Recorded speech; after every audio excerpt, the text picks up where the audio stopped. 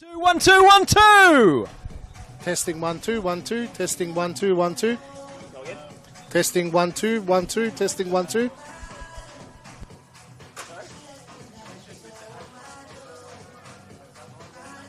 Yeah, it is on. We'll get yours coming through the same stream as well, though. So I don't want to put it too high because otherwise I'll get drowned out on the actual. Yeah, so do you want to?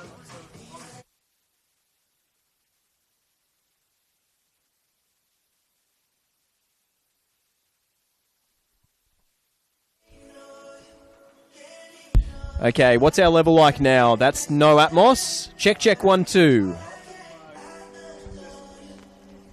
The master or just me?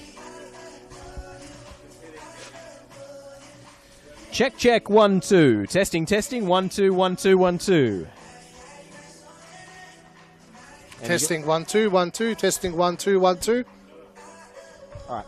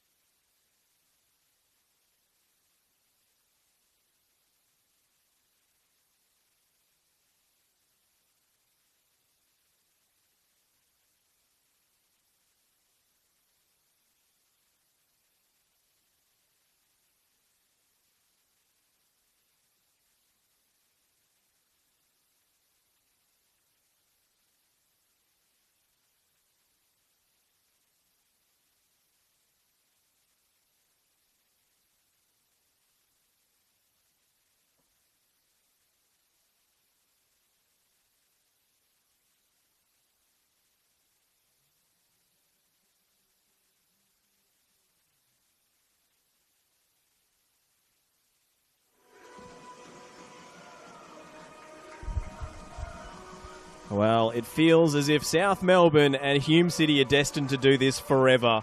The 4th meeting of 5 this season between these two sides. And South Melbourne has prevailed by the same scoreline on each and every occasion. 1-0 to Hellas 3 times this year. They will meet again in the Australia Cup quarterfinals. So, familiarity, does it breed contempt? We will find out. My name's Josh Parrish. A delight to have Mark Ivkovic alongside me for this semi-final clash. If you're a chance for Hume City to make club history and make it to their first ever NPL Victoria Grand Final, whereas South Melbourne looking to get back to the big dance and redeem their losses against Avondale and Oakley. Ivka, massive match on our hands. Yeah, good evening, Josh. You're right, massive game. This is what they've played for all season to get to this point. So, big opportunity for Hume, like you said, to make history. No one gave him a chance last week, and they prevailed against Heidelberg. So, they've got nothing to lose tonight. Whereas for South Melbourne, the chance to make their 3rd grand final in a row, been there, done that, they know what they need to do tonight. So, fascinating contest coming up. Well, a late surprise for Hume City.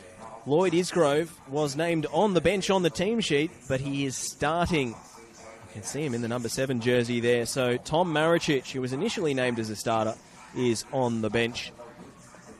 Isgrove came on and then off on Tuesday night in the Australia Cup against FC Melbourne, Serbia. So we want to see how he pulls up and how fit he looks out there tonight. One of the stars of the competition, Amir Abdallah, who scored direct from the corner flag on Tuesday night, starts on the opposite flank. Oscar Carlson, Josh O'Kane in the midfield. Mikael Platt up top with Josh Bingham, who returns from suspension.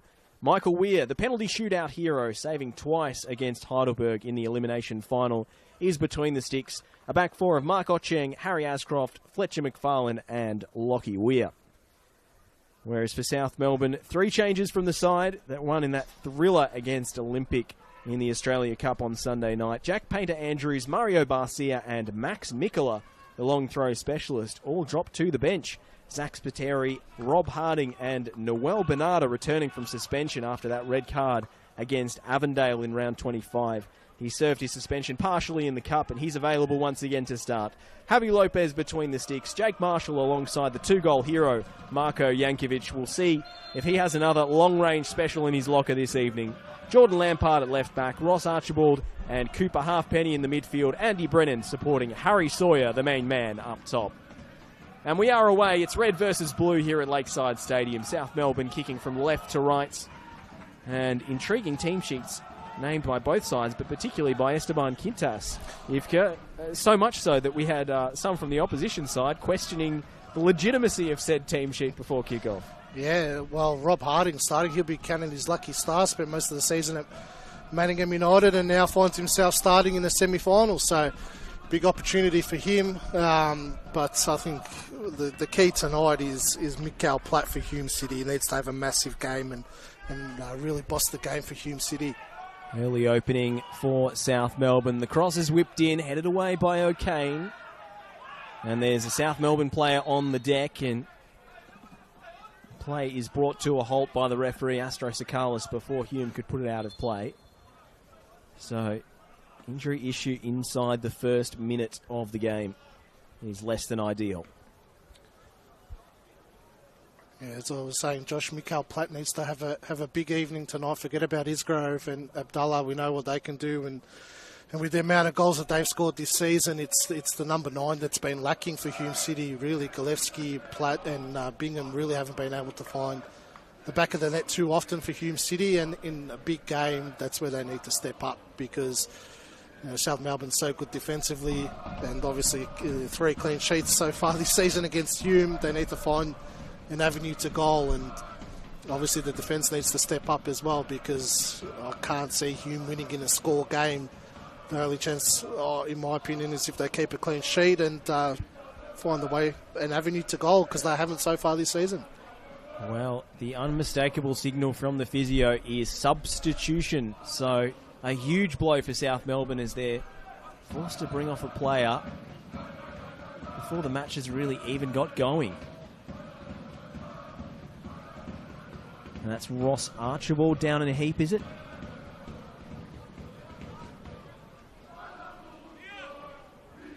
Looks like Archibald just got in a tangle with Bingham. Take a lot for Archibald to come off, especially at this point in the game. He looked to be holding his hand for a second there. So maybe a broken or dislocated finger. That's certainly what it looks like as he's cradling maybe a wrist as he comes off. Well, a huge blow for South Melbourne early. Yeah, just watching again on the replay, Josh. I still can't work out what's happened there. Bit of an innocuous clash with McFarlane, it looks like. But he's in big trouble, Ross Archibald. Yeah, it looked like it just as he was coming down from that aerial contest, maybe got tangled up with Oscar Carlson. Very difficult one to make heads or tails of. Well, he's definitely off. Substitution for South Melbourne FC, coming off number 21 Ross Archibald, coming on number 8 Mario Barcia. Well, Barcia, who was dropped from the starting 11, makes his entrance into the game far earlier than he would have expected. Yeah, big blow for South Melbourne, Josh. Archibald is the heartbeat off that midfield, really. Massive workhorse, and obviously got the late equaliser against Olympic FC on the weekend. Yeah, 5 goals in all competitions this season as Harding plays it back to Michael Weir to return possession to Hume. It's really going to throw Esteban Quintus's game plan out the window as well. Obviously went for a different kind of starting 11 tonight for a reason, and he said out the window in the first minute of the game. Archibald he's an aerial target, he's an enforcer, he's an organiser in there. And he's a goal-scoring threat, so they will miss his presence in midfield. Mario Barcia, maybe a more technical player. Yeah, definitely not a like-for-like replacement. Barcia certainly in the holding midfield mould, but a very different style of footballer. On the flip side, though, Barcia and Archibald have been the usual pairing in midfield, so Halfpenny is a kind of similar player to Barcia, to Archibald, sorry.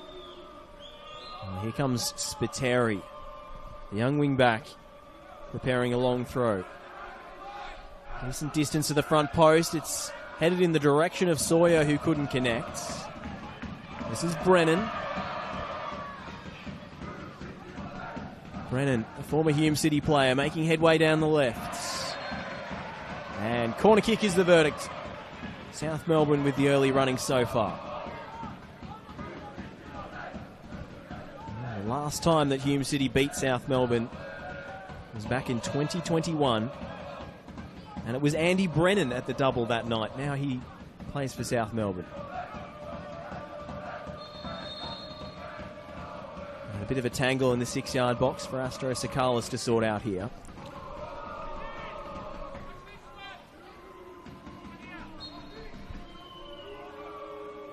In-swinger incoming to the near post. It was helped on, and Michael Weir pounces on the bouncing ball.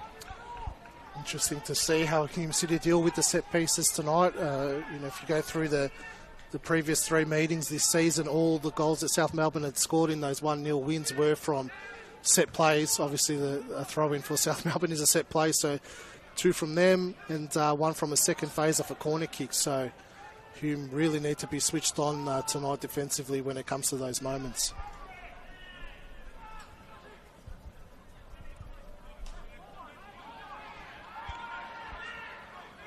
He's at the set pieces, as you say, that they have come unstuck against South Melbourne.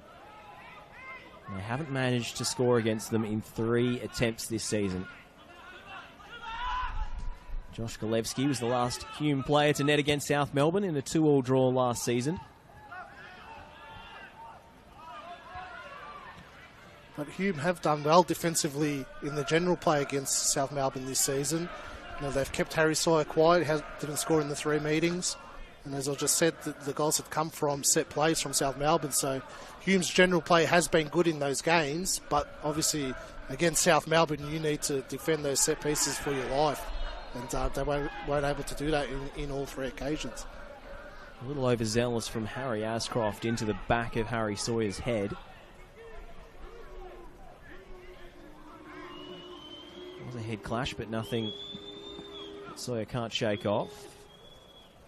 It's just going to be a throw, but it's sent long down the line. Otcheng will take no chances.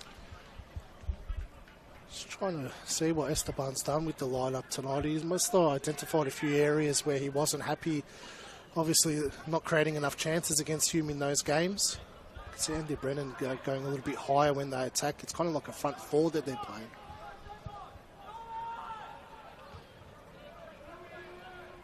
Maybe unhappy with the 2 goals conceded against Olympic on the weekend. It was a spectacular comeback from South Melbourne. And the exclamation point was Marko Jankovic's free kick from nearly the halfway line. Goalkeeping left a little bit to bit design on that one, Josh. Always the pessimist I am, but you've got to save that. Come on. Well, I think any goal from halfway, you can ask a few questions of the goalkeeper. But Jankovic becoming the 2nd South Melbourne player this season to pull off that sort of feat. Mario Barcia's goal against Oakley in an ultimately a losing effort will live long in the memory. In the centre circle, or in line with it anyway. Long one for Bingham, who's returning from a suspension, being sent off late against Heidelberg. Mikael Platt with an early sighter, and is never in danger of troubling Javi Lopez. Hume will be very thankful that Josh Bingham was able to serve that suspension during the week against Melbourne, Serbia. Which they struggled really to get over the line, didn't they, Josh, in that game? You thought, with the level that Hume's at and that Melbourne, Serbia is at, that Hume would have coasted in that game. Obviously, the weather didn't make it easy for Hume City to play their style of football, but still, you'd expect a more comfortable win in that game. To be fair, the win did get an assist in that game. Amir Abdullah's in-swinging corner, spectacular as it was, I think was aided by the conditions. I'm not sure that would stand as an Olympic record anyway.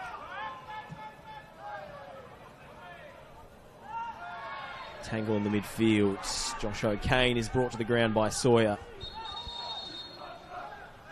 Bernarda standing in the way of the restarts and brings down his man, and well, Bernarda's got to be careful here.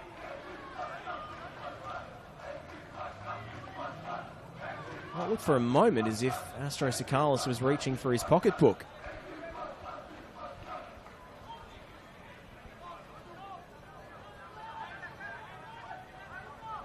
I don't think he produced a yellow card in the end. Maybe the gesture was enough to spook the player. Yeah, I don't think it was a bookable offence, Josh. Just looking at the replay now. Went for the ball. Here's Isgrove. Was he shoved over by Harding? He was. Free kick in shooting range for Hume City, and they have no shortage of dead ball specialists from which to choose. These are the moments, Josh. These are the moments that Hume really just hit the target. Put a bit of pressure on Lopez. South Melbourne's a very hard team to break down defensively. You haven't scored against them all season in 3 attempts. These are the moments you need to make the most of. It's a perfect position for a free kick. Like you said, they've got enough players there that can hit a dead ball. Well, you could see South Melbourne were anxious not to let Lloyd Isgrove strike in that sort of range. Instead, giving him a dead ball in which to do just that. Amir Abdullah's left foot is the other option. 5 in the wall for South, plus the draft excluder at the bottom. What do Hume City have in store? It's Abdallah into the wall. Isgrove on the follow-up. Will try and dink it into the box. Easily defended by South. Not good enough, Josh. You said you need to hit the target. Very disappointing end product. We're all expecting Lopez to at least have to make a save. I know it's easier said than done, but this is a big game, and you need to produce the big moments. That was a perfect opportunity. Well, the one-time Welsh international passed up that chance to his teammate. Maybe Abdallah had a slightly preferable angle on that one. Speaking of Hillsgrove, he does not look anywhere close to 100% fit.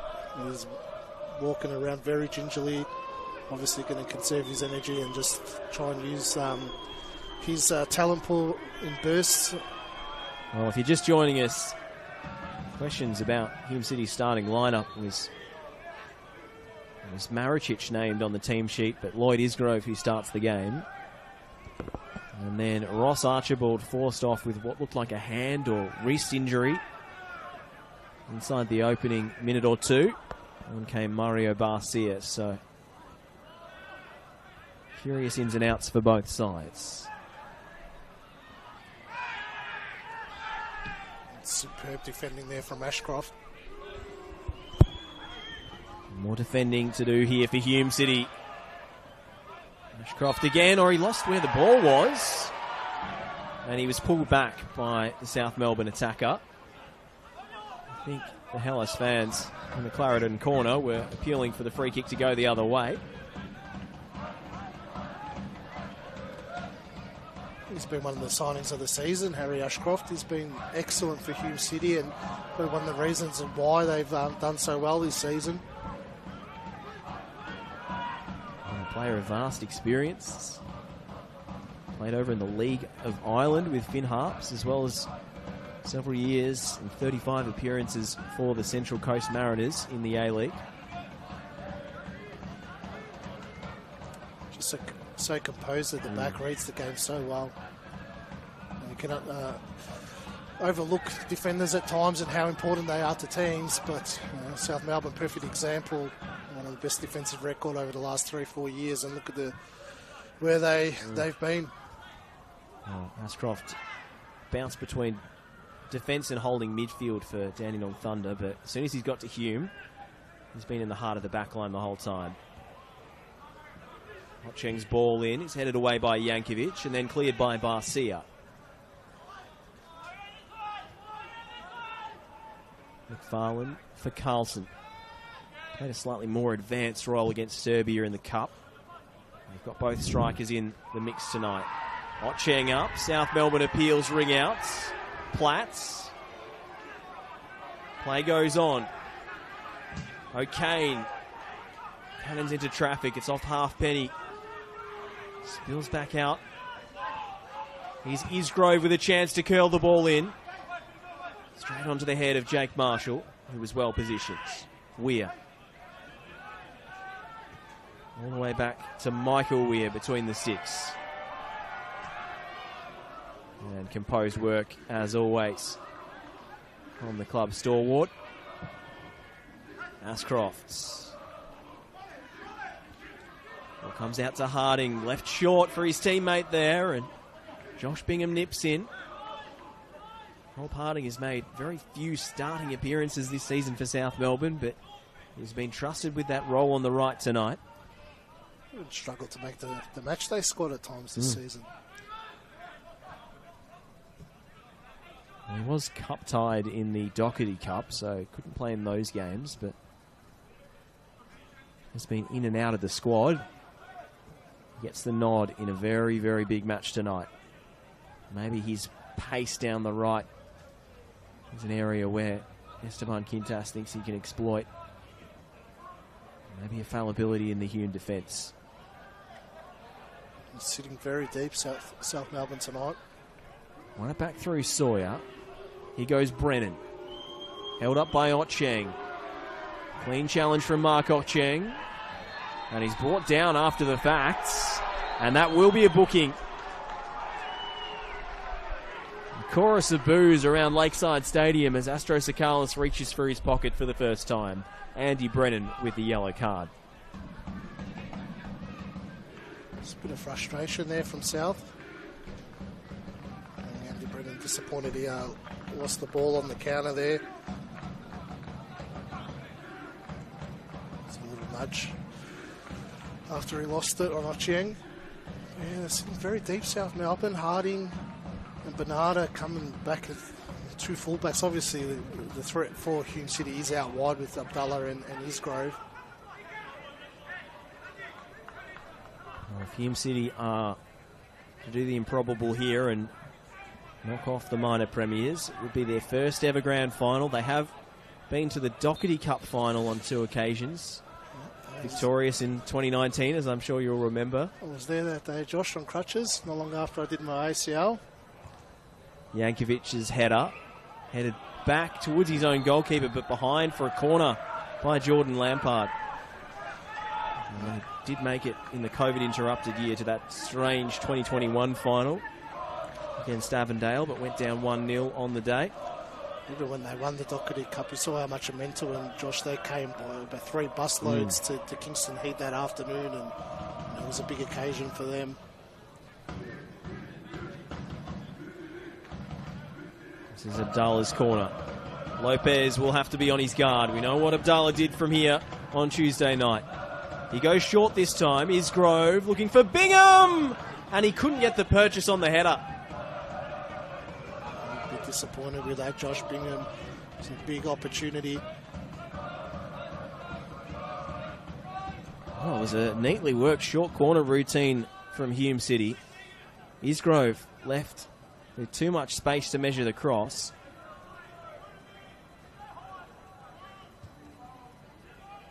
It's a superb ball in, and Bingham just a little too high for him, had to arch the neck.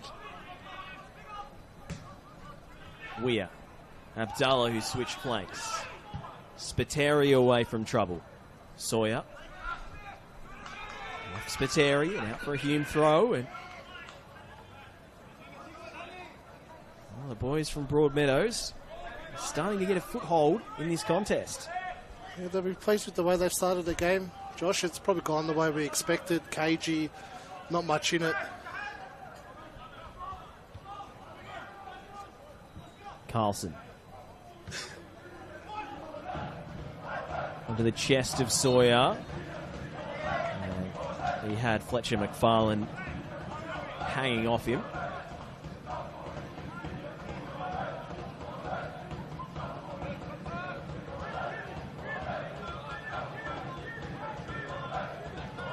This is such a classy player, Yankovic. They showed that on Sunday, that's for sure. Scored against Hume this season. Well, it runs in the veins for Marko Yankovic. His father, of course, played for Real Madrid, so no pressure, Marko. He's had such a storied career in Victorian football.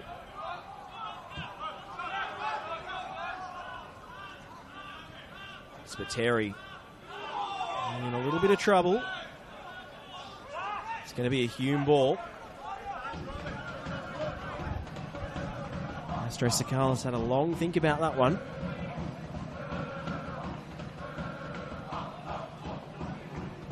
Well, the travelling Hume City support making plenty of noise in the far corner there. It's a good atmosphere tonight. That's great to see. Weir. Good distance on the throw. It comes out to O'Kane. It wouldn't settle for him. Oh, and then McFarlane onto the back of Harry Sawyer.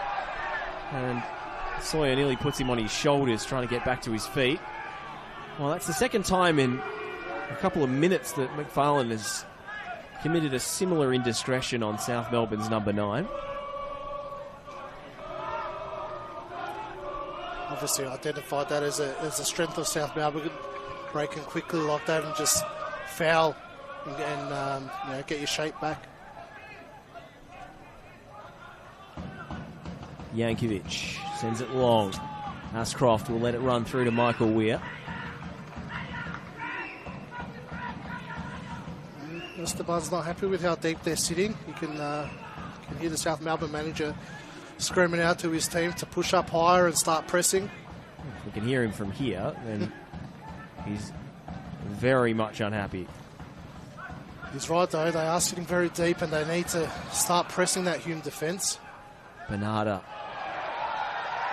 Got a foot to the ball. Bernarda across the box. No advantage. He was pulled back there, Noel Bernarda. And Astro Sakalis obliges with the free kick. And you could very clearly see the body language, the hand gesture there for a shirt pull. You're not mucking around, everyone back in the defensive box. Well, if you've conceded all of your goals against South this season off set pieces and second balls from set pieces, I imagine that's been 90% of the training leading up to this one. How do we stop South Melbourne from dead balls?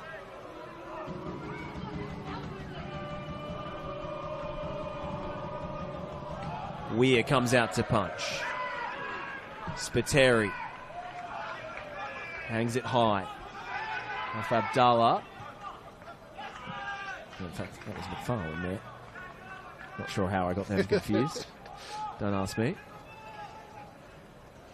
Nevertheless, a South Melbourne throw for Spiteri. He's going to take it short. Barcia left on his own. Mario Barcia. Oh, it took too long to cross, and I can confidently say that was Abdallah that time with the defensive intervention.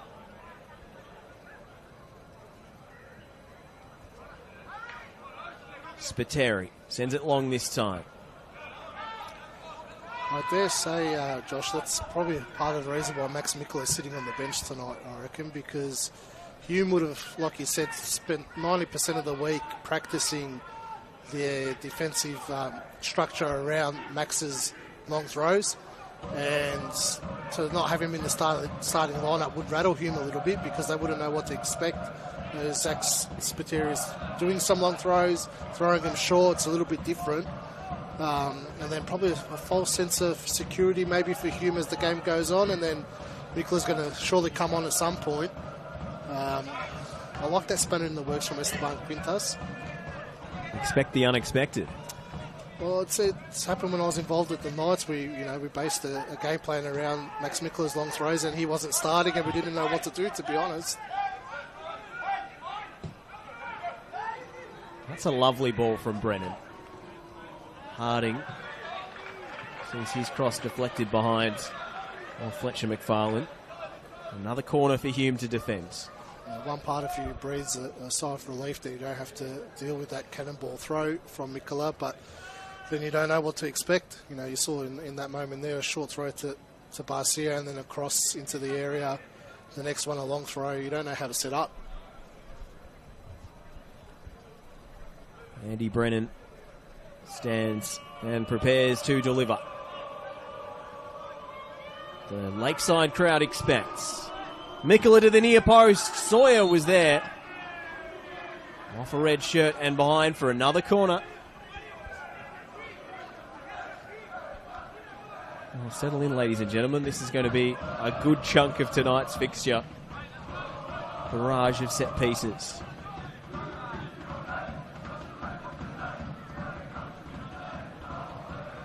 Another chance for Brennan. 4 runners lined up at the top of the box for South. It was Sawyer. He couldn't make contact. Cooper Halfpenny sent it back into the box. And the slide from Barcia. Sawyer took it down on the chest. And then Brennan across the box. And it trickles wide. Defender got a foot in. And it will be a third successive set piece. Good defending from Ashcroft. He's getting his body in the way.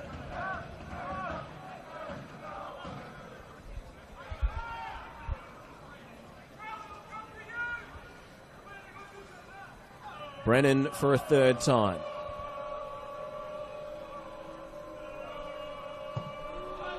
Good shape on it. Bingham came out as the zonal defender to get it clear. Abdallah. It's a big touch into space and looks up to spot Isgrove on the opposite flank. What does the Welsh Wizard have in store? He'll knock it back for Ocheng. Ocheng with the eyes up. And Marshall away. Now Sawyer given time to control that one and turn, and South Melbourne advance on the counter-attack. Couldn't pick out Bernarda at the first time of asking. Does it the second, but McFarlane is in the way. Barcia headed down towards Brennan. Barcia again. And half a shout for a foul on Harding, but don't think there was much in that one. No, definitely not.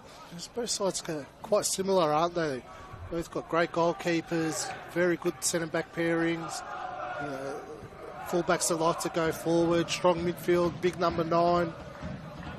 And that's why they've been so closely contested games when they've faced each other this season.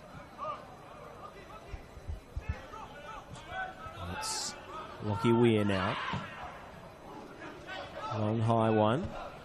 Marshall underneath it. And Bingham attacking it.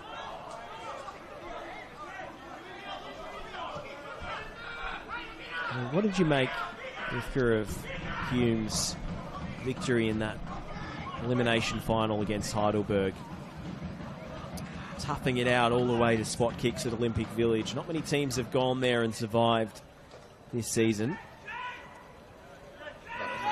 I didn't think that they were going to get back into the game, Josh, the way that second half was panning out. I thought they needed to be a little bit more desperate, to be honest. They weren't really throwing numbers forward in an elimination final. And got a little bit lucky, I suppose, with the penalty with 5 minutes to go. And then obviously the rain came bucketing down and the halting play and all that probably had a part to play in it.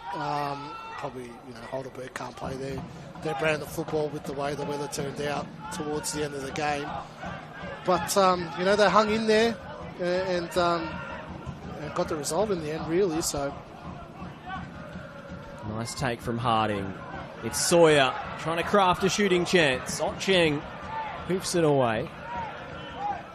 It's the beauty about NPL Victoria and especially the final system is that I'd say anyone in the top 6 is capable of going all the way. Same most observers would have had Heidelberg as favourites for that fixture, especially at Olympic Village. But their studs showing there. Esteban Quintas is up off his bench. And Josh O'Kane looks nervously in the direction of the referee.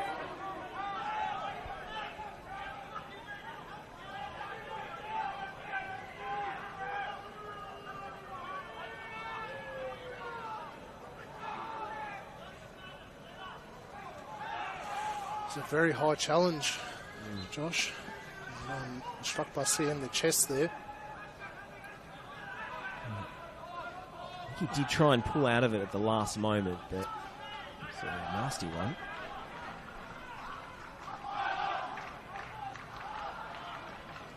O'Kane appears to have escaped without a booking. Quickly taken free kick. Halfpenny. On to Barcia. Barcia with a great ball in, and what a chance for Harry Sawyer. Jeez, Josh, you would put your house on Harry Sawyer scoring from there. That's Harry Sawyer's bread and butter. I'm shocked he didn't find the back of the net there. Straight at Michael Weir. He was the most relieved and grateful man inside Lakeside Stadium at the moment. He's just right into the breadbasket. What a ball from Barcia. Superb ball. Ashcroft would be disappointed with himself that he lost the runner Sawyer. And that's the difference in these games. You'd back Sawyer to find the back of the net there, and Hume would be disappointed with the way they defended that. These games are about moments. South Melbourne, they don't switch off in those moments. That's why they're so hard to break down. Just got to do the 1%ers tonight, Hume. Can't lose your runners. Need to make sure you're winning those balls and not having runners in behind.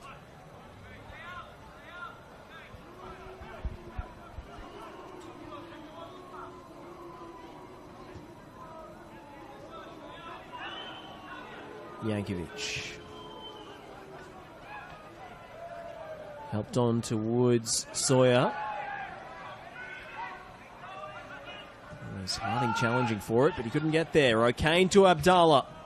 Oh, he was just trying to curl it in behind for Mikael Platt. Superb defending from Jake Marshall. Abdallah wins it back high. This is more promising for Hume. O'Kane on to Bingham. Isgrove. Back to Watcheng. Puts the early ball in. Abdallah! Oh, it's just trickled wide. And that was the chance for Hume City. Jeez, that was a bigger chance than Sawyer's just the moment before. And again, you'd put your house on Abdallah scoring from there, Josh. A big opportunity. Great ball to the back stick. Abdallah, you've got to put that in the back of the net. Well, IFCA's property portfolio has taken a massive hit in the past couple of minutes. Oh, jeez. A lot of houses going cheaply.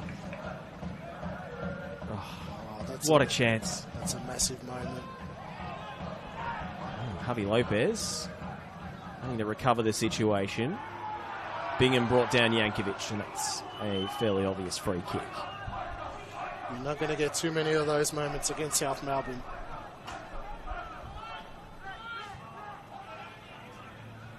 Now, Otcheng's early crosses have been a real weapon for them. The entire time he's been at the club, really, since adapting into that right back role. It's really poor defending from Zach Spiteri, though. You've got to be aware of what's behind you. By far the least experienced member of that South back line. Big games like that can possibly be the difference. Carlson couldn't keep it. Barcia floats it in behind, looking for Harding, and Michael Weir, he'll say he had it covered. He's a little hesitant there. Yeah, just got the rub of the green there with the way the ball bounced.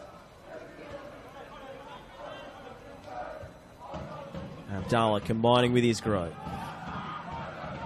O'Kane. Otcheng forced inside this time. Otcheng off the left, and that was never in danger of finding a teammate. That's the attitude for South. You've got to force him onto his left foot, Mark Otcheng, and stop him from crossing. Fantastic career at Hume City. He was ridden off a little bit before he went there. Joined from Dandenong City from memory. Yeah, it was Dandy City. He had a fairly unhappy spell there, I think, before becoming a real stalwart of this Hume City side and the multiple coaches.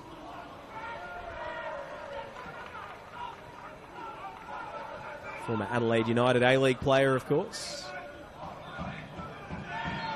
22 games.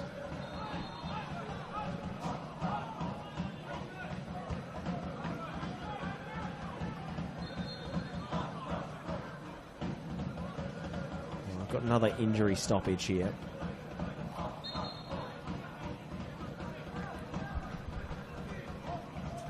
And this is the first of two semi-finals, the second coming up tomorrow at the Reggio Calabria Club.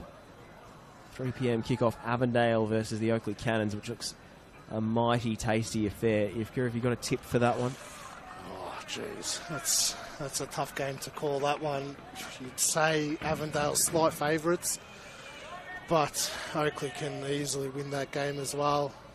Both, been in grand finals recently. Obviously, Avondale the defending champions, but being at Venture Park, you'd say Avondale probably just. Avondale have dealt with a raft of injury issues this year. Oakley have had to manage one of the heaviest schedules. Platt. Oakley going all the way to penalties against Heidelberg on Wednesday night.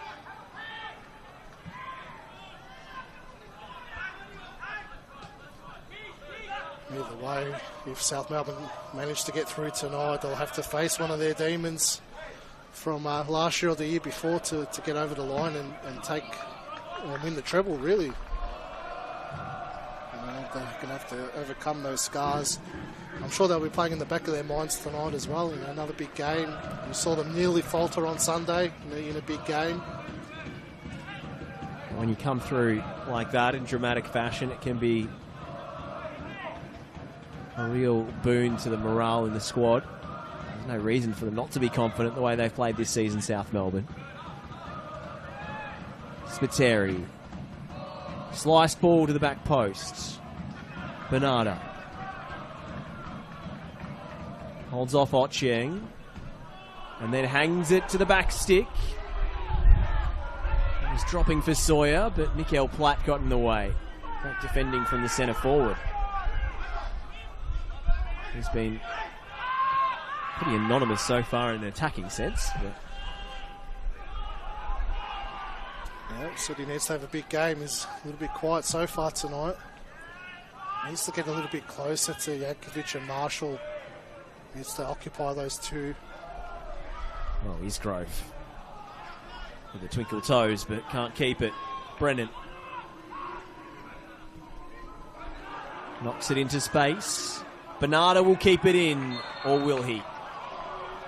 Not quite.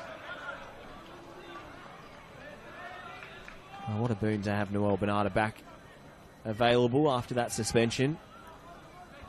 It's a slightly bizarre red card in the dying moments of the game that sealed the Premier's plate for Avondale over at Avenger Park. Any clarification of what that red card was for in the end, Josh? We were there that day. My sources, who are, of varying reliability, tell me there was something said, possibly in Spanish, that he wasn't expecting the referee to understand. Brennan. I just feel like every time Brennan starts for South Melbourne, he's just not the same as that impact that he has as a substitute. He's just one of those players that are great when he comes off the bench and then puts the question mark on the coach to, do I start him? Do I bring him off the bench? And when he does start, he just doesn't have That's that a same loose impact. pass. Could be on for Hume here. Abdallah has Platt to aim for in the middle, and it's straight into the breadbasket of Javi Lopez. Well, an unforced error, and South Melbourne nearly made to pay.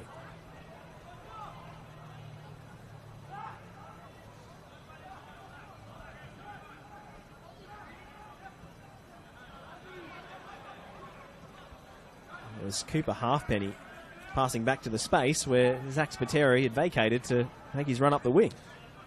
There's a lack of awareness there from Cooper Halfpenny.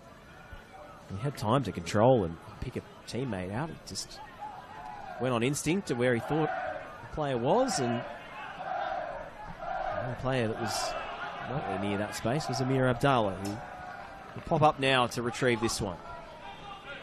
Lockie Weir joining the attack. Weir's low cross. Right by Yankovic, straight back to Weir. And then it's pushed into the area by the right boot of Lockie Weir, which is nowhere near as reliable as the left. Lampard. Uncontested header for Ashcroft. Not fully clear his lines though. Brennan. Back with Lampard. He'll look to pick out Harry Sawyer. And well defended at the cost of a corner. Corner counts racking up for South Melbourne. There's only so long you can hold them out for, Josh. It's the mental energy as much as anything, the concentration that it requires when you've got Yankovic and Marshall and Sawyer and Halfpenny and Brennan all attacking the box, if Brennan's not taking the corner, of course.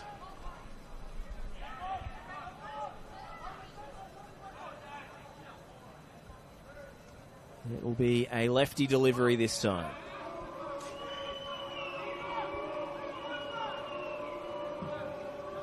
In towards Sawyer.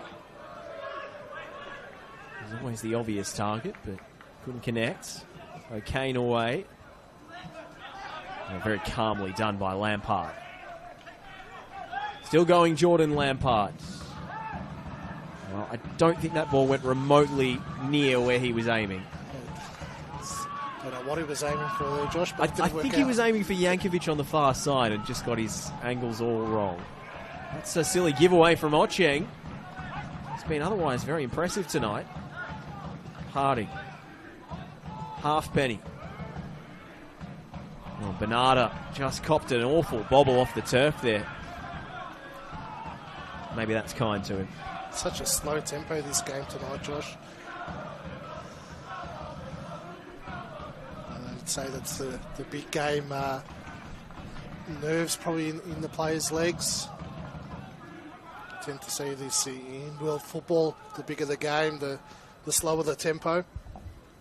We've heard games described as chess matches sometimes. This is more like a snooker game.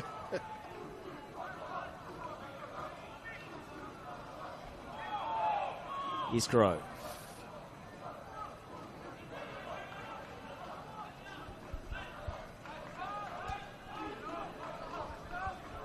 I like that analogy, Josh. It's a good one. Be almost perfect, but the guy with the gloves is on the bench. No Max Mikula in the starting lineup tonight. Ronnie O'Sullivan of the game, eh?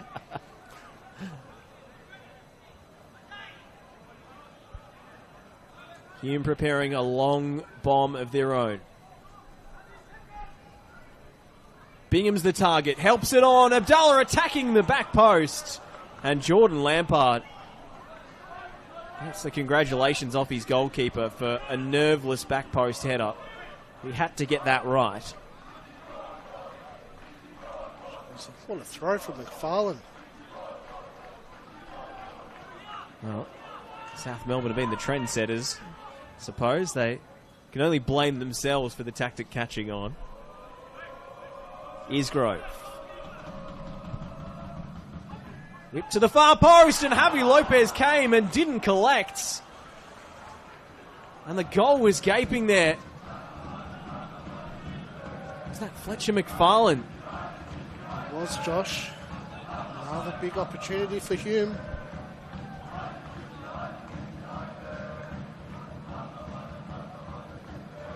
That was a superb corner from Isgrove. No man's lad, Lopez. Well, I think he felt he was impeded by Oscar Carlson and had a few words with the midfielder after the ball went behind. Oh, free kick for Andy Brennan. It's a good challenge from Lockie Weir. I wasn't sure Weir did too much wrong there. Let's have another look at that one. Meanwhile, yet another chance for South Melbourne to put a ball in the box. And Michael Weir, don't stray too far from your goal line here because Marko Jankovic is standing over this one. It's a more conventional delivery tonight. And really well dealt with by Hume City. We've so far withstood the aerial bombardment. Lampard. Weir. Down the line, Abdallah. Well done by Bernarda. There were an additional 4 minutes of extra time. Just heard over the tannoy. 4 minutes extra because of that early injury to Ross Archibald that forced that substitution almost immediately after kickoff, it felt like. And Harding fouling Ocheng. It's definitely an arm wrestle, this one, Josh. A bit of momentum swings. 5 minutes, Hume looks like they're on top, and then South Melbourne regain control and look like they're gaining the upper hand. Do you anticipate any changes at the break? Maybe Andy Brennan sitting on a yellow card. We know Esteban Quintas does not like to risk a red. I'm sure he's got a plan for Mikula to come on at some point. Platts for Abdallah. Shot charged down. Well done by McFarlane. Ascroft arrows the ball out to the right. Isgrove rows well. And Jankovic clears into touch. That's the concern for Hume. The longer the game goes, obviously they played midweek. The heavier the legs are going to get, and you can see Isgrove, even Abdallah, don't look fully fit. And there's not much on the bench in terms of attacking options for Hume City. Only Galevsky on the bench. Ascroft has been pinged there for holding on to Harry Sawyer.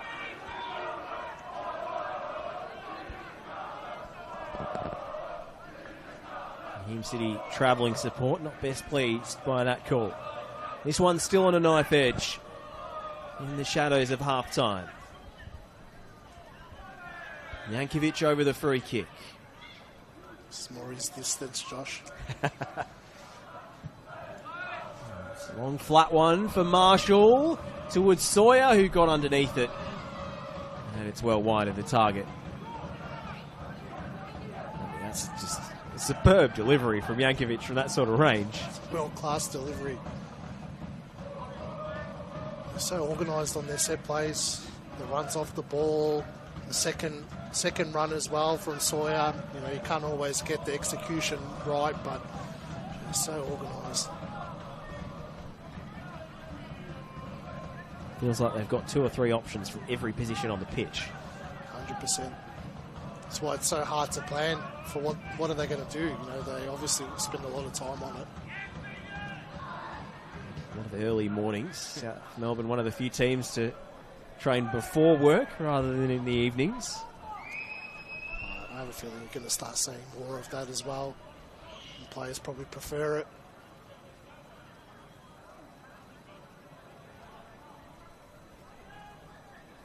Lampard's throw. Sawyer was just trying to cushion it. The run of Bernardo, but didn't connect.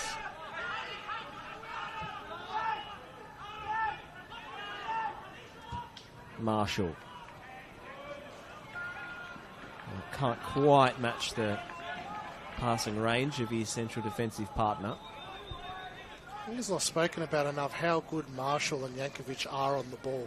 Well, that pass just didn't make it, but he had split that Hume City defence. Another metre and Bernardo was through there. And they do that time and time again, Jankovic and Marshall. They are the cornerstones on which the South Melbourne defence is built. Ladies and gentlemen, that is Scoreless half-time. so Score far. is South Melbourne FC 0, As Hume City 0. Melbourne and Hume City go into the rooms in this semi-final. Plenty to talk about. 2 massive chances and 1 big injury to start the contest, with Ross Archibald going off. Harry Sawyer had his big opportunity.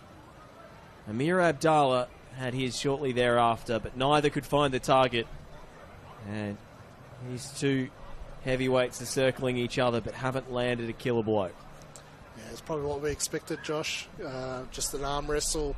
We've seen it 3 times so far this season, and it's much of the same. So it's anyone's ball game going into the second half. Well, the 4th edition of South Melbourne versus Hume City in 2024. A halftime score. Josh Parrish and Mark Ivkovic with you. It's South Melbourne 0, Hume City 0.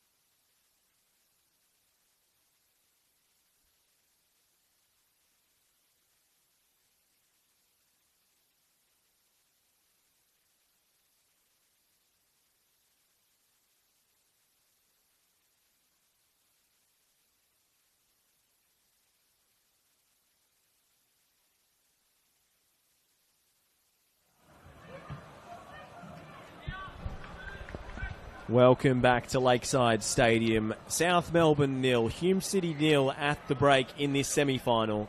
And Esteban Quintas has been the first coach in this one to go to his bench. First, an injury-enforced change as Ross Archibald made way after just a couple of minutes. But now a tactical change at half-time. Zach Spiteri comes off and Jack Painter-Andrews comes on at right back. Josh Parrish here alongside Mark Ivkovic. Ivka, what do you make of that substitution? Not surprised, Josh. No disrespect to Zach Substitution for South Spiteri, Melbourne FC. Struggled a little bit in that opening 45. Coming on number 27, Jack We called the game at Andrews. Avenger Park when South Melbourne and Avondale went head-to-head a few weeks ago, and Spiteri did struggle in that game too a little bit. He's had a good season, but the big games you can get found out a little bit, and I think Esteban's made a good move there. Well, he did lose his man for that Abdallah chance, which was by far Hume City's best opportunity to open the scoring. South Melbourne had one big chance of their own when Mario Barcia found Harry Sawyer for a free header. But very much unlike the competition's leading marksman, or joint leading marksman, I should say. He put it straight at the goalkeeper. He couldn't add to his 16 league goals this year. I think Painter-Andrews offers more going forward as well than Spiteri does. Obviously, he's played as a winger as well in his time in Victoria, so he doesn't mind getting forward. Yeah, he was known to play further forward in his time at the Bentley Greens. And he's got a pretty decent long throw on him. It's not Nicola levels, but it's not far off. You should be the goal net. We'll have a bit of a delayed start to this second half as the assistants go over to inspect Harvey Lopez's net and make sure we don't get any ghost goals down at that base of the post.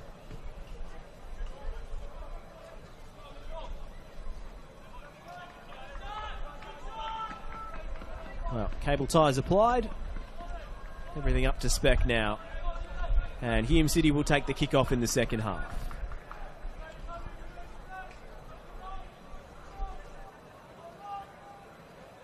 "45 minutes to decide who will be the first team into the 2024 Grand Final. And we're away. Michael Weir getting an early touch. And Hume City sending the long diagonal.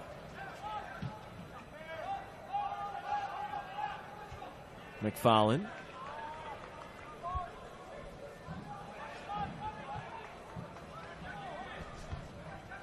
Ball in for Ashcroft to head away.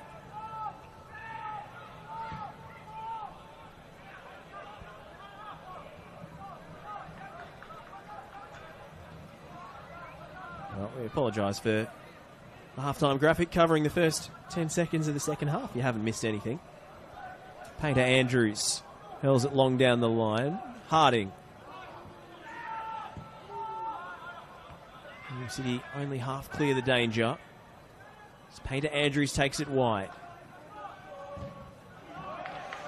See the difference already, Josh, with what Painter-Andrews offers going forward compared to Spiteri. Also, pretty good throw on him as well, Painter-Andrews. Well, we're about to see evidence of that momentarily.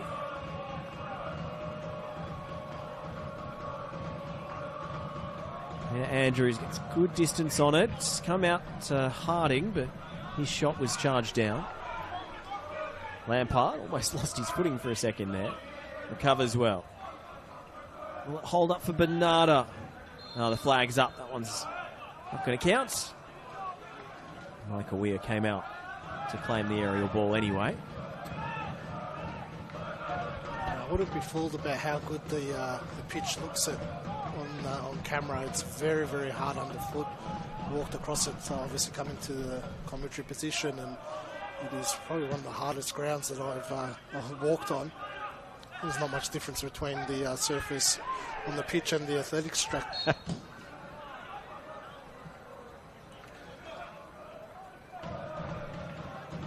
So there's so many overhit passes because the ball just travels so quickly. It does tend to skid across this lakeside surface.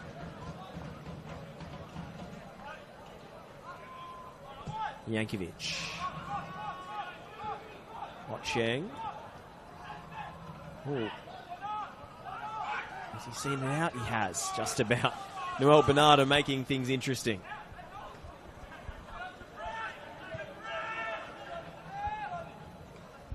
Full pass from the ball boy there.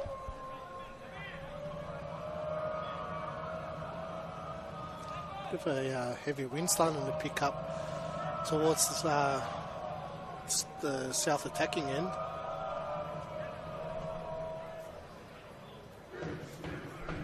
Hume will be well equipped at dealing with, considering what the conditions they played in the other night. It was almost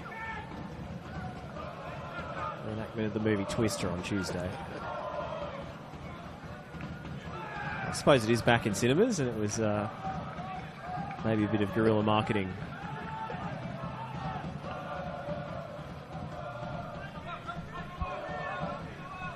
Helped on by Isgrove, but no one there to combine with.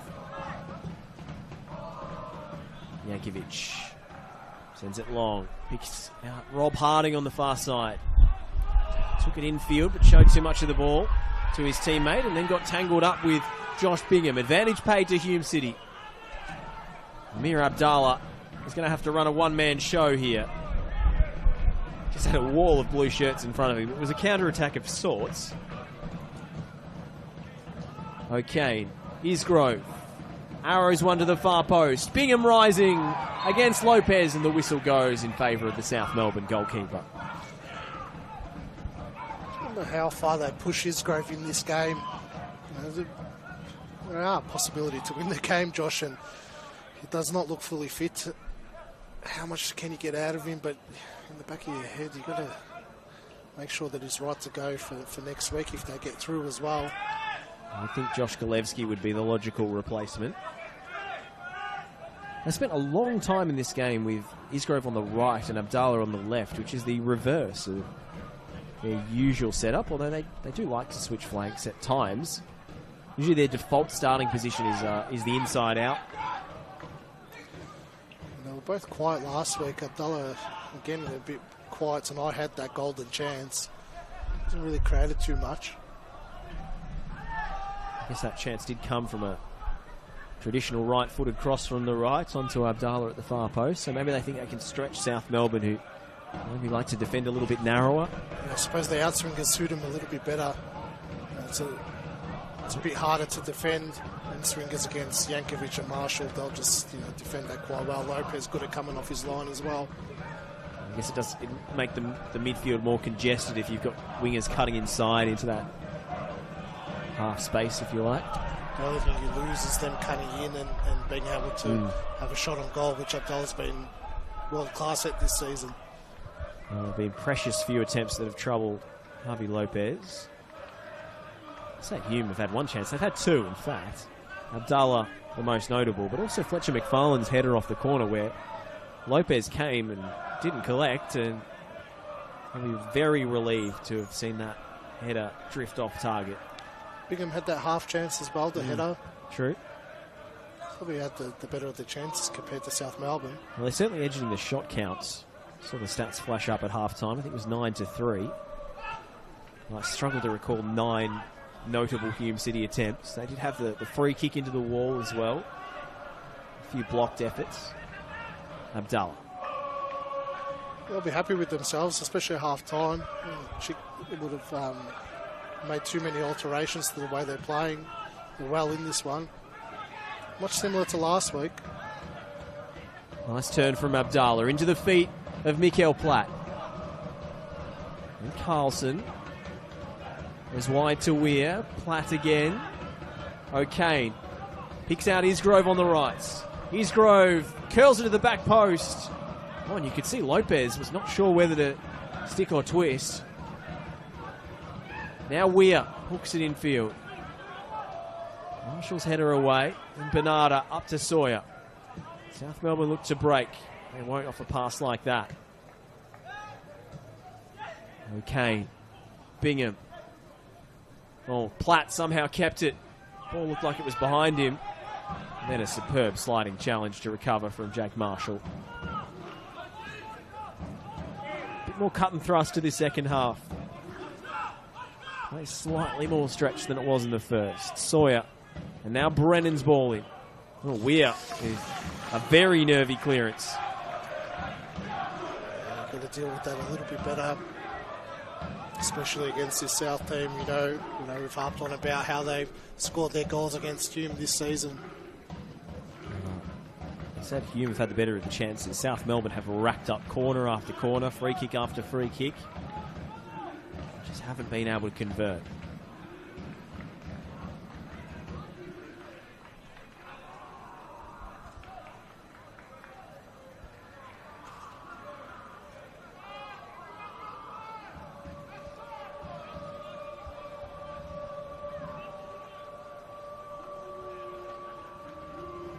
Brennan takes his time over the corner delivery.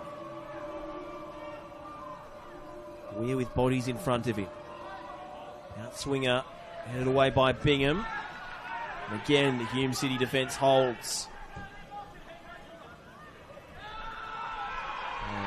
Brennan has to take a high mark there. Is that ball over the line? What's the assistant referee's flag for? It's surely a yellow card. He's already on a yellow card as well, Brennan. Oh, well, maybe that's the point that the Hume City bench were making, because one of the coaching staff has gone into the book. He's a very, very lucky man to still be on the park, Andy Brennan. I mean, it's surely a misunderstanding. Oh, I've just seen it on the replay there, Josh. It's a bit of laziness on Brennan's behalf. Ball's not out. You can't. Technically, it's handball. Seeing stranger, second yellow is given. Glad common sense has been applied in this situation. I think it would have been particular to the point of insanity to give a second yellow card for that. Well, if we're going by the letter of the law, I can see where Hume's coming from. I wouldn't have been shocked, to put it that way, if he got a second yellow. If he wasn't on a yellow, he would have been booked for that. There you go. But that's good game management by the referee, Astresa Carlos. So, like we said, you've got to apply common sense sometimes, which doesn't get applied too often. Here's Grove. Swinger brought down by Bingham. Trying to hold off Marshall. Has to send it back out to Carlson, who has to stop and twist to control. Weir spots the gap and bursts between two defenders. Abdallah couldn't take it in stride. Painter Andrews away. Claim to have much tactical knowledge about football, Josh, but I still can't work out why Josh Bingham plays as a 10 over the last couple of seasons. I know numerous coaches have done it now with him, and obviously, you know, they see something in him, but I just feel he's so much more effective as a 9. You know, made his name in the A-League and in NPL Victoria as a 9. Was the hottest property going around before Sawyer came in the league as the big number 9 that everyone wanted. He's drifted into that 10 position over the last couple of seasons. I just feel like he's still got something to offer in that 9 position. Tonight it looks a bit more like 2 9s, but I see where you're coming from. Ashcroft wrestling. I guess it's that tremendous work rate that Bingham offers, that he can almost play 2 positions. 9.5. He does have an excellent workload, and his pressing is great as well, his work off the ball, but he's natural goal scorer that's hard to come by. I will admit, I did raise my eyebrows in round 26 against Oak.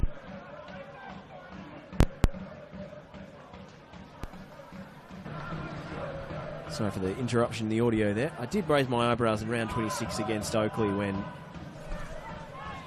Hume City had Mikael Platt unavailable and they played Josh Galevsky as the striker and Bingham as the 10. Seems a little bit backwards to my simple mind. sure there's some tactical reason for it. And Gillespie did have the big chances in the game before Oakley put them to the sword and secured a home final at Hume's expense. Well, it didn't really work that afternoon for him, did it? Certainly didn't. Gillespie did have a couple of chances, though. Bernardo maybe caught in the nose there. Seems to have shaken it off very quickly. Brennan gives Sawyer something to chase. And now Bernard is attacking the box. Sawyer looks for the Argentine. And deflection took some of the pace off the cross. This game is going to script for South Melbourne, minus the Archibald first-minute substitution. Obviously, the 60th minute now, just before. And I'd say this was a premeditated change that Quintas had planned. Mikola coming on for Harding. As you say, Max Mikola, I'm used to seeing him start. He's going to play as the number 10 in behind Harry Sawyer by the looks of things. And Cooper Halfpenny. Substitutions for South Melbourne FC. Going to make way as well. Coming on, number 6, Lucas Inglesi, for number 11, Rob Harding. And number 22, Max Mikola, coming on. In defensive 19, midfield, as Cooper Inglesi comes on to replace Cooper Halfpenny. And Mikola on for Harding. Brennan out to the right-hand side. Will Mikola be the super sub this evening? He just come back from suspension against Olympic on Sunday night. Oh, Bernardo! Wow! Well, Michael Weir had to be on his toes. Something out of nothing from Noel Bernardo. Great awareness from Bernardo. Just a little look over his shoulder and saw that Weir was out of position. Why not? Scrambled back Weir to make that save.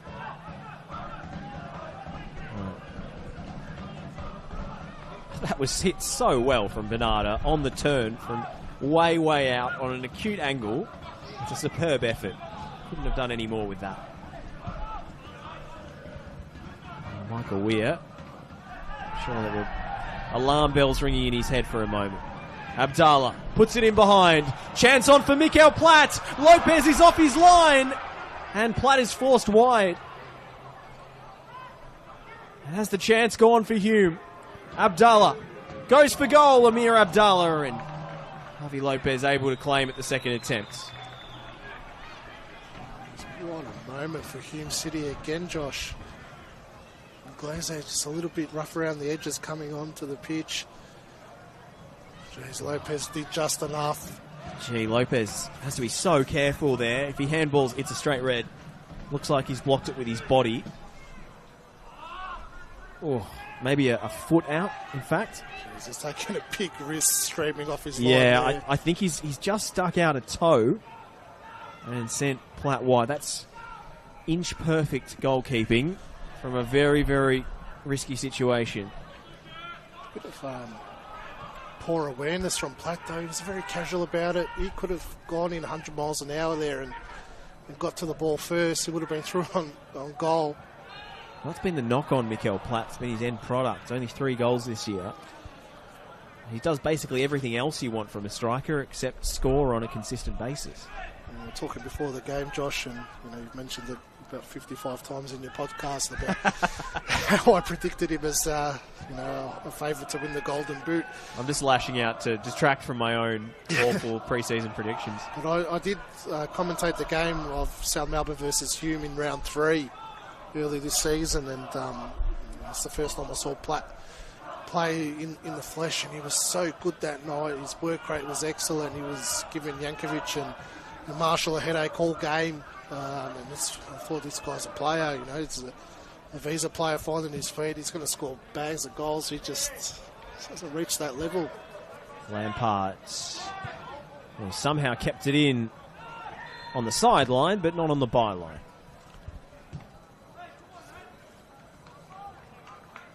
He has had a good season, but you're playing as the 9. He's only scored about 3 or 4 goals. Josh is nowhere near good enough in that position. Hume's been lucky that they've had Isgrove and Abdallah back 15, 14 goals. Yeah, 29 goals between the two wingers, which is astonishing, really.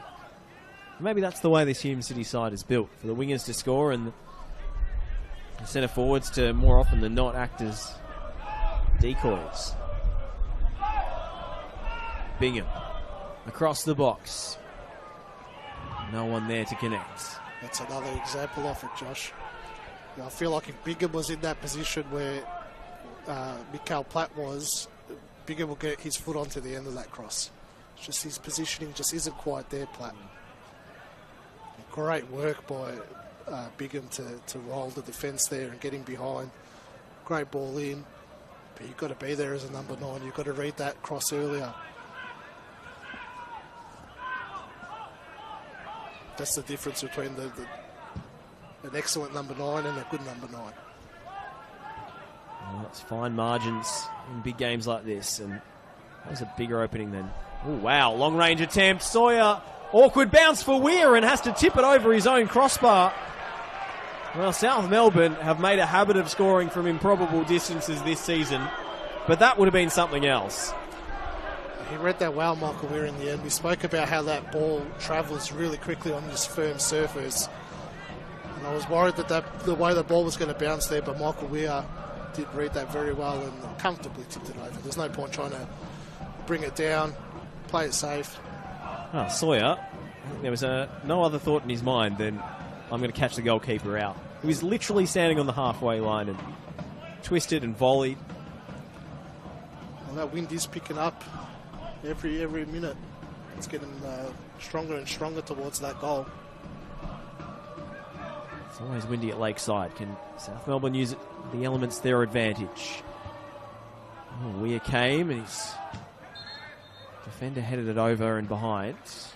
Ashcroft did enough. Take 2 for South. Feels like about take 25 off these corners. Not sure where the count's at now, but they've had plenty of chances to find a target in the area.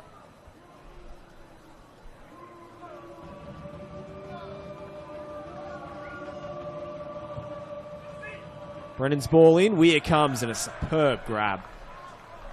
That's just brilliant goalkeeping. That's excellent goalkeeping. A lot of pressure on Michael Weir tonight, especially with how under pressure they're going to be from these set pieces. I'll give him the world of confidence for the last 25 minutes. Not that he needs much more confidence. A very confident kind of goalkeeper, isn't he? Well, that's what you want. You want a goalkeeper who believes he's invincible. Abdallah, lovely first touch. Looking for Platt. Ball went behind him. Mikael Platt just a step short. Not quite on the same wavelength as his teammates in attack again. Quickly taken by Otcheng off the throw. Isgrove takes it inside. Bingham. Isgrove brought down. And another free kick in shooting range for Hume City. They had one in the first half, which was straight into the wall. And Amir Abdallah stands over this one again. Yeah, you could probably tell by that tackle that there's a clear instruction: do not let Isgrove cut in and shoot.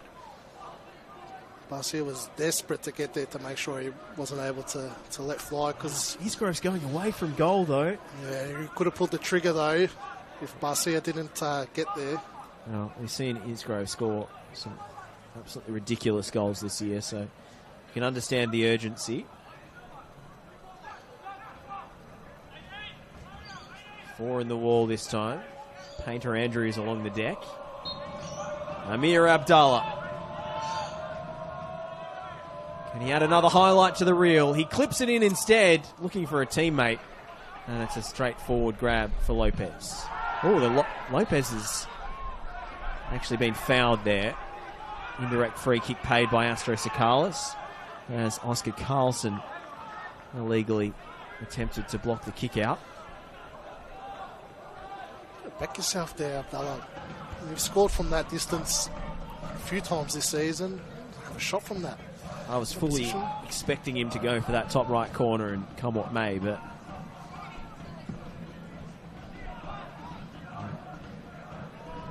Hume City seen their moments pass in this fixture. They've had 3 what-ifs tonight. That's the concerning part, Josh. You know, it's so hard to break this South Melbourne defence down. They've had their moments, Hume. And we know we've seen this story numerous times before, where South Melbourne just absorbed the pressure and then hit you with a sucker punch.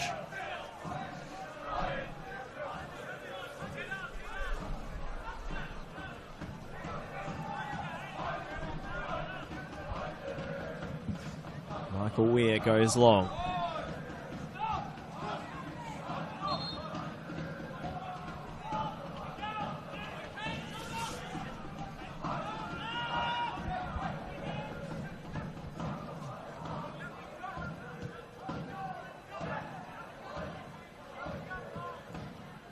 Painter Andrews forward.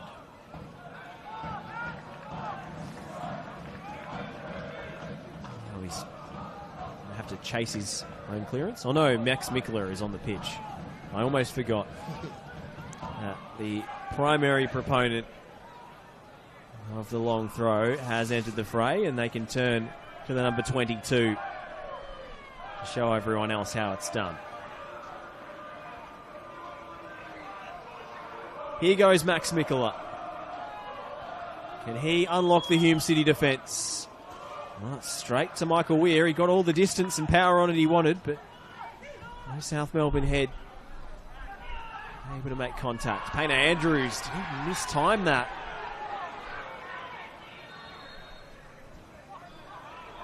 Well, issue on the Hume bench. And another yellow card brandished. Surprises me that they have not learned their lessons from the goals they've conceded this season. Just put a player there. Do not let Max Mikler get that full momentum. Put a question mark in his head. Put a player on the touchline. Distract him, and don't let him get that full trajectory that he can get from the throw. Should have someone jumping, dancing, waving their arms. 100%. You know, we've seen opponents do it to South Melbourne on a couple of occasions, and it does stifle his throw. It puts a question mark in Mikler's head. You know, I've got to get it over the man, instead of a free opportunity to just launch it. Bingham back to Isgrove. Ochieng. Little deflection. Bernardo away, only as far as Josh O'Kane. And Lampard sees it out. I analysed the 3 games that they played this season and noticed that, you know, every time that Mikler took the throw, that there was no way, not even close to the vicinity of him taking the throw. I was hoping that the coaching staff picked up on that and changed tact a little bit, but maybe they're trying to pack the box with more bodies. I don't think one player will make the difference in that situation. Josh, I think he'll make more of an impact blocking his throw. Carlson. Referee paying advantage for a foul earlier in the build-up. Doesn't come to fruition for Hume. Ashcroft's onto the high ball. Chested down and then sent in behind, looking for Noel Bernardo. It's a decent idea from, I think it was Mario Barcia there. The longer this game goes, the more Hume City is going to believe in themselves that they can actually get the win. There's more pressure on South Melbourne to win this game. You're at home, finished first, a hot favourite to make the grand final. The longer it goes, the more pressure that's going to build on them in the back of their mind. We saw a grandstand finish at Broadmeadows earlier this year when Marko Jankovic scored the winner in the 90th minute. Ashcroft was caught, and Noel Bernardo is stopped in his tracks. But Hume City still yet to score against South Melbourne in 2024, and they've had their moments to do it. They've played a very disciplined game this evening. Can Lloyd Isgrove work some magic here? Checks inside and out. Deflection on the cross. Bernardo away. And 2 on the halfway line, marshalling Harry Sawyer.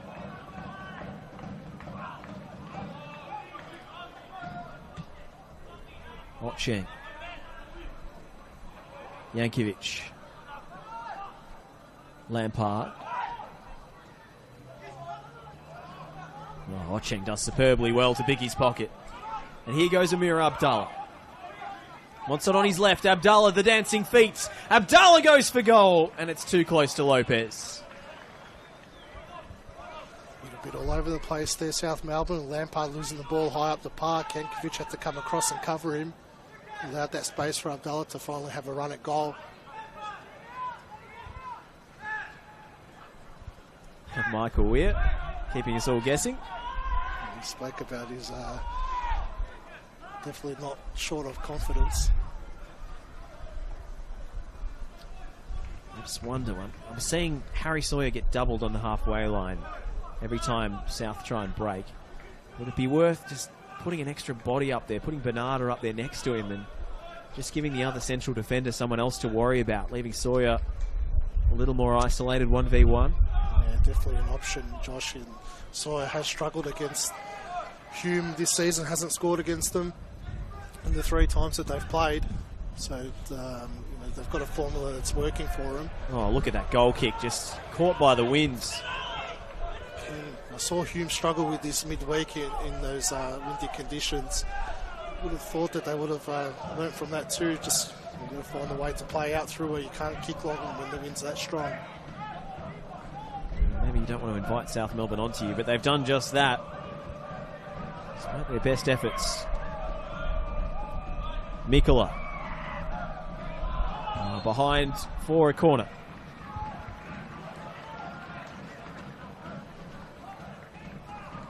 Well, credit to the Hume fans who've kept up the decibel levels all night. It's terrific to have some road support. It's not a quick trip from Broadmeadows.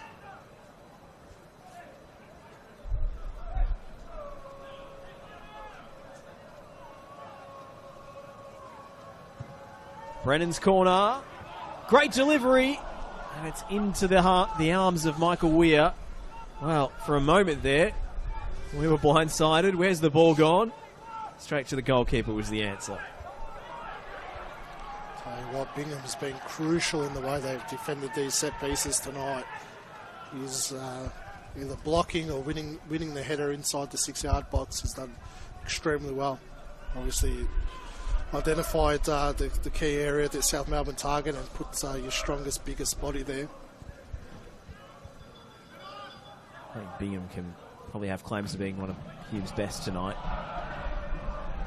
Contributed a lot in an attacking sense as well, albeit haven't managed to find a goal against this imperious South back line. Yeah, he has been good, but still could be better as a 9, Josh. You wonder if Josh Golevsky will be summoned before long. Might be having to keep their powder dry in case Lloyd Isgrove can't make it through the 90 minutes and then some that might be required. Unsure from Weir. Brennan and then on to Mikola and then Sawyer is offside.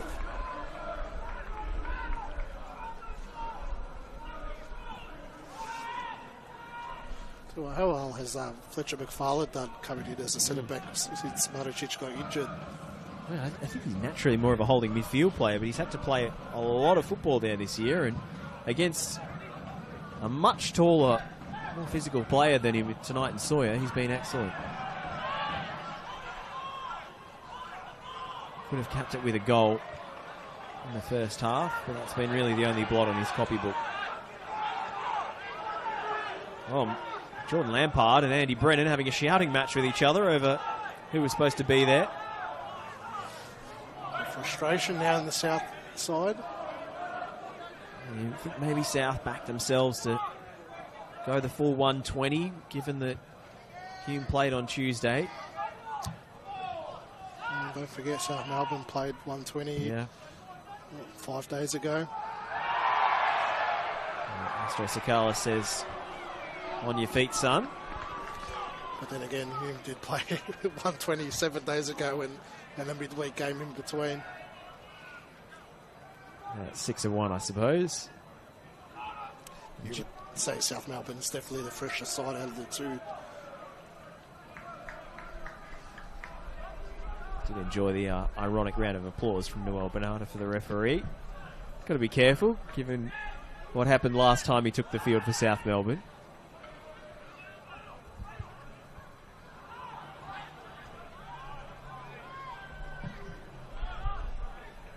Hacked up field. Sawyer. Helped on by Bernardo. And now Brennan. And it's off the defender and behind.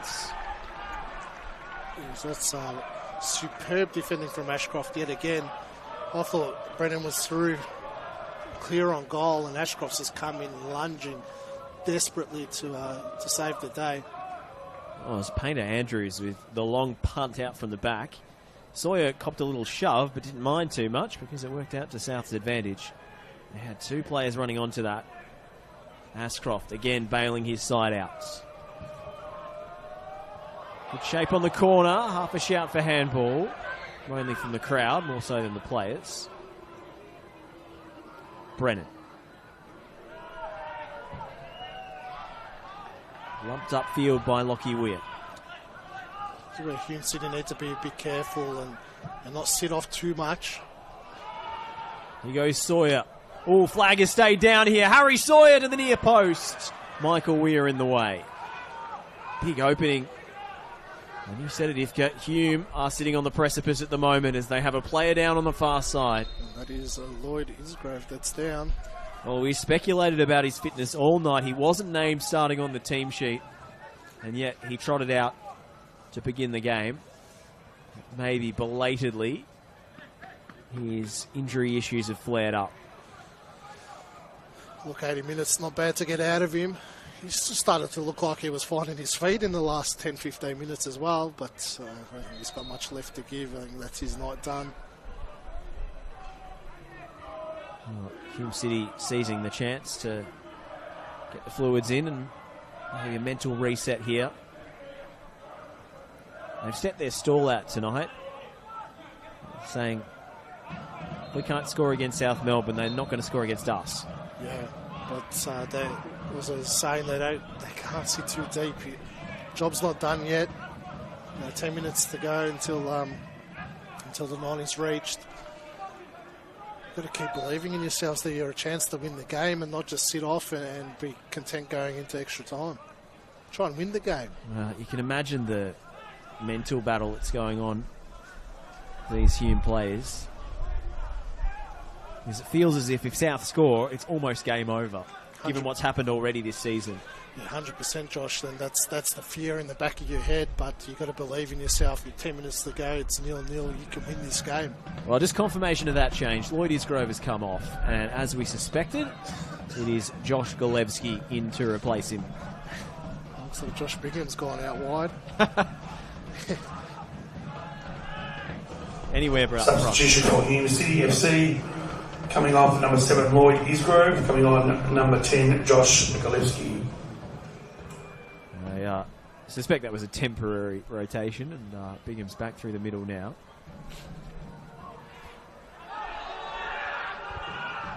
South Melbourne ball, much to Mikael Platt's disgust.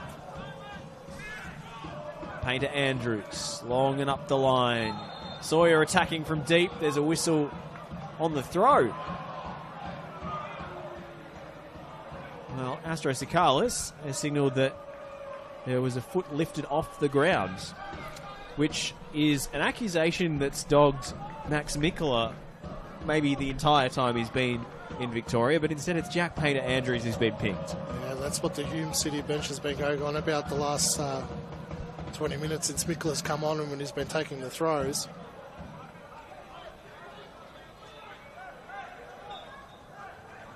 You saw he's lucky he didn't get a yellow card. It was a very late nudge into Ashcroft's back when that call was made off the ball. Mikael Platt the guilty party that time.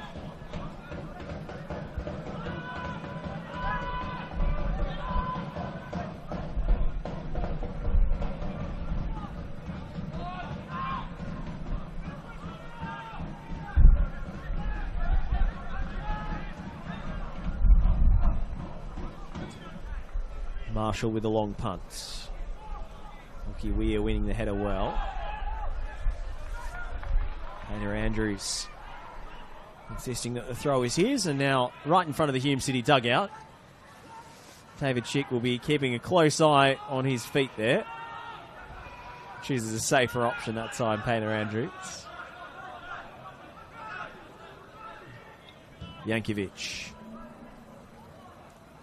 Well, we haven't been able to hear much of it from our broadcast position, but given that 2 yellow cards have been shown to the Hume bench, you imagine the visitors have been quite lippy tonight. Not surprising at all. I believe it was the same accusation they were making at Broadmeadows about Mikla's throws. So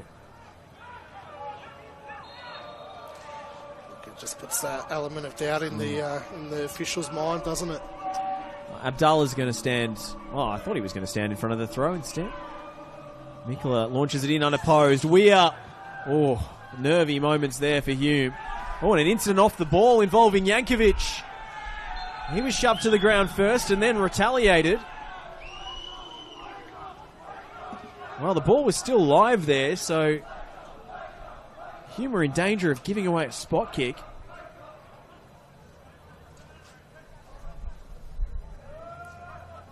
Oh, our cameras didn't catch it, but I believe it was Fletcher McFarlane. He gave Yankovic a little shove. He was still inside his own penalty area. Yankovic's retaliation draws the whistle. So, a temper flare that they could scarcely afford, Hume, especially in their own box. This is where both sides now you need to remain fully focused. You don't want to be giving away a penalty in the last 5 minutes or something silly. With the rub of the green that time. Bingham. Yankovic strides out with the ball. Inglese, the substitute. One of 4 that have come on for South tonight so far. Inglese, superb win. Oh, he's shown his studs, in fact, on Oscar Carlson, and the South Melbourne crowd voiced their disapproval with that call.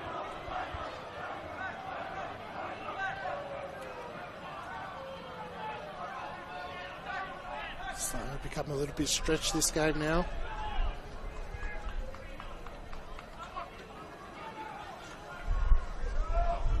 Looked like a handball from Carlson, to be honest, Josh. Oh, it looked very suspicious on second viewing. That was before the challenge was made. 5 minutes to play plus stoppage, and I imagine we'll get a decent chunk of extra time added on. Does this one go the distance, or can someone find a way through? It's tense and it's tight at Lakeside. Bernardo. Down the line for Sawyer. 2 for company in the corner there, Harry Sawyer. Tees up Lampard to cross. Away by Ashcroft. Platt making a nuisance of himself. Oh, superb work that time from Mikael Platt.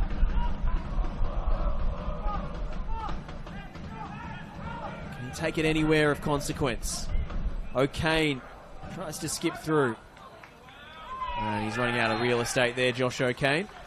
He looks absolutely knackered, Mikael Platt. Had nothing left to give on that run. Well, they don't have a lot of other experienced options on the bench. That's the worry for them, Josh. I mean, Tom Maricic, centre half. Mehmet Oysal, Karl Amanzi, and Umut Bozdoğan. None of those scream Mikael Platt replacement to me. No, maybe Maricic if you want a bit of height up there. But no, they don't have another option. There is Josh Bingham, but there's a blanket ban on him playing as the 9.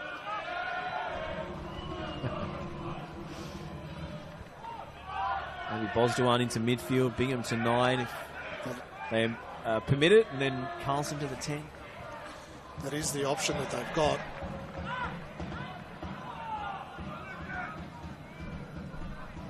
I would say Bingham's the freshest one out of them all out there. He didn't play midweek. Well, Carl Manzi is a more attack-minded midfielder, but he hasn't played too much this year, the 21-year-old.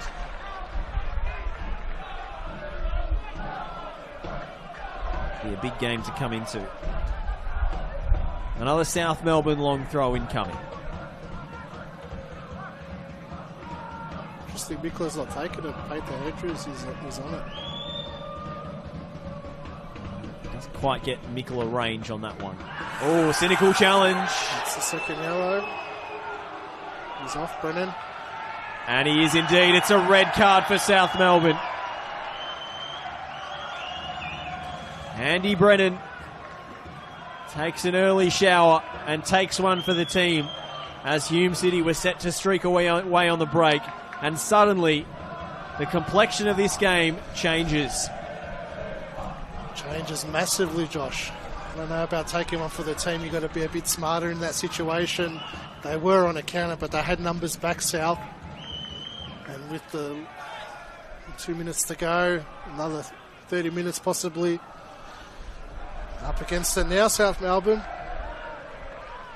Hume will be licking their lips at this situation. Well, we flagged at half-time, Ivka.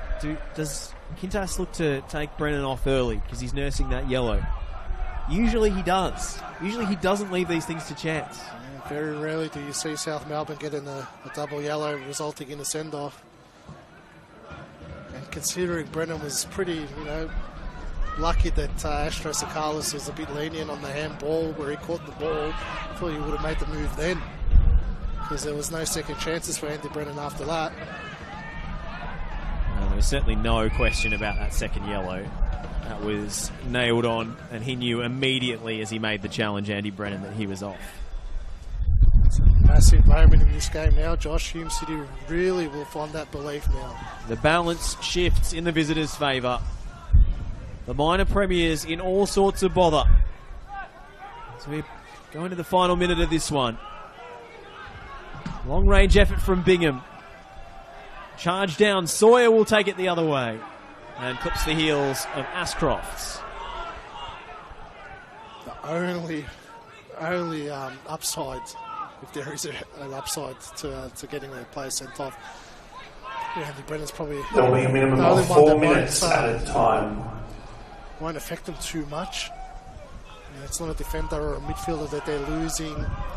Sawyer up top of game that it's been. I don't think they'll be stretched too much with being down to 10 men. Well, they survived having 10 against Oakley in the Doherty Cup final. Took it to penalties. Albeit that was for a slightly shorter amount of time. It was red card came in extra time from memory for Max Mikkola. Quintus got his work cut out for him tonight. He's got to draw on all that experience that he's got to reshuffle the pack and get his team back on track.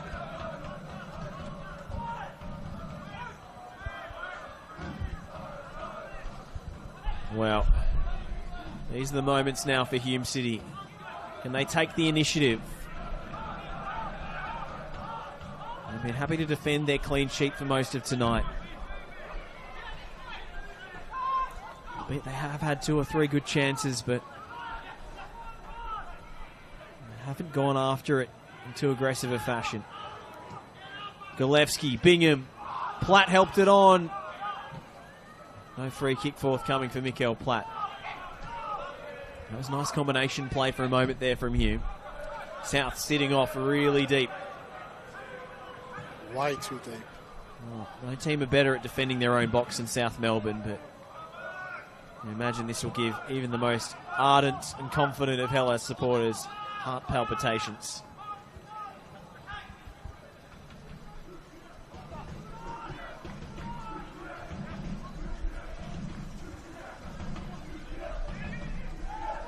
A little give and go between Carlson and Golevsky. Painter Andrews did superbly well to track it down. Oh, and then an awful giveaway. Max Mikula there with a careless turnover. Ochieng floats it to the back stick. It was Josh Golevsky going for goal, but never with any realistic chance of troubling the South Melbourne keeper. This is where Hume can really go for it. I'll go for it in the next 2 minutes because you're not really at risk of being counter-attacked. Andy Brennan's probably the number one counter-attacking weapon that South Melbourne have. Just throw an extra number forward and see if you can pinch a winner. This is Abdallah. Lampard. South ball.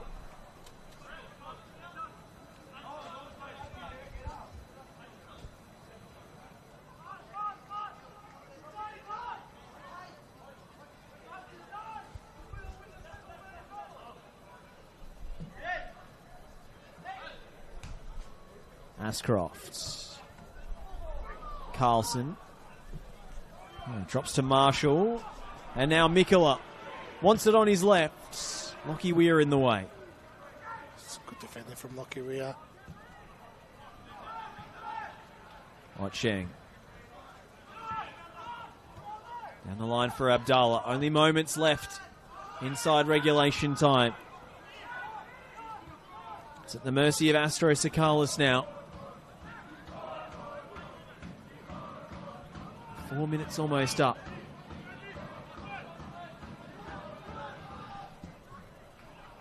Golevsky can't quite find a teammate.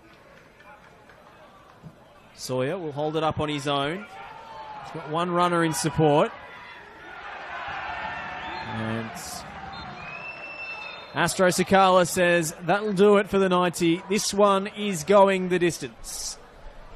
South Melbourne reduced to 10 men as Andy Brennan receives his marching orders for a second yellow card. Hume's we head into streaking away on the counter-attack. Professional foul. And now, with 30 minutes extra added on at the end of this one, Hume City with a massive chance to create history for their club and qualify for their first ever grand final. Massive opportunity for Hume City going into extra time now. You know, you've been thereabouts all game, and now South Melbourne reduced to 10 men. The trouble Hume was having was creating those gilt-edged opportunities, especially in the second half. South Melbourne defending so well.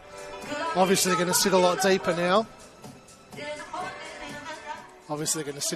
now. And try and absorb the pressure that Hume throws at them. So Hume's going to have to take a couple more risks and play the game on their terms. Do they have the confidence to do that is the question. Surely you've got to back yourself now with the extra man. But South Melbourne, I don't think they won't shy away from trying to win the game themselves. They've been in this position before, like you said, in the Doherty Cup final against Oakley and turned up trumps that afternoon. So big half an hour to come, Josh. Well, this one's still on a knife edge and still scoreless after 90 minutes.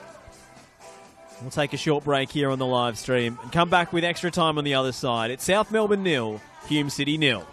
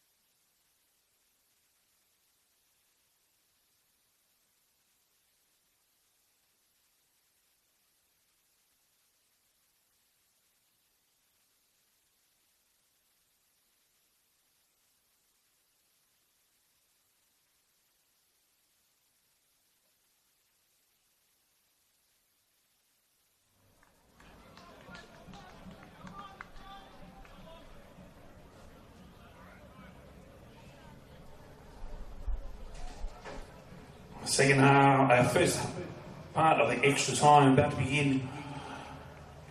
Let's hear it from South Melbourne FC and Hume City. Here we go.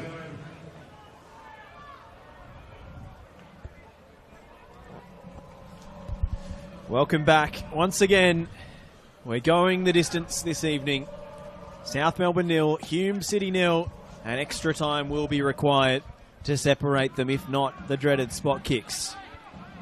Both sides have been successful in their most recent penalty shootouts. Hume City, of course, just last week against Heidelberg in the elimination final. South Melbourne victorious on spot kicks in the Doherty Cup decider. So both sides will be confident stepping up to the spot if it comes to that. But Hume City with the man advantage in extra time, thanks to Andy Brennan's red card. Josh Parrish here alongside Mark Ivkovic. Ivka, Hume surely have to take the initiative here and try and win it with their advantage. 100%. It's Hume's game to lose now. You know, they've got the man advantage. And yeah, all the momentum's got to be with Hume. They just need to believe in themselves that they can actually win the game. Nicely weighted ball from Mikola. And now Harry Sawyer up against Ashcroft. Does well again, Harry Ashcroft. It's a big half an hour for the South Melbourne captain, Harry Sawyer. Been superb all season, but hasn't been able to break that Hume City defence down tonight. And he's really up against, he's going to be you know, up there by himself for most of the extra time period. This is Golevsky, the substitute for Hume. Lloyd Isgrove succumbing to injury. As we suspected, he didn't make it through the 90. Otcheng's cross. Golevsky just curling away from him. They've made a slight adjustment. South Melbourne put Bernardo up next to Sawyer up top. So expecting a lot of work rate from Max Mikola to drop back into the midfield to support Barcia and Inglese. Yeah, you're right. It's a 4-3-2, if you will. They'll play 4-4-1 to see it out to the end of the 90, but maybe a little bit of extra counter-attacking threat with Bernardo up there. Can't really afford to sit back for half an hour and absorb pressure as good as South Melbourne are at doing it. They at least need to turn Hume City around and eat up some clock that way, if not generate attacking opportunities of their own. Even just put a little bit of element of doubt into Hume so they don't throw too many numbers forward. They'll still back themselves, South Melbourne, that they can win this game. Don't worry about that.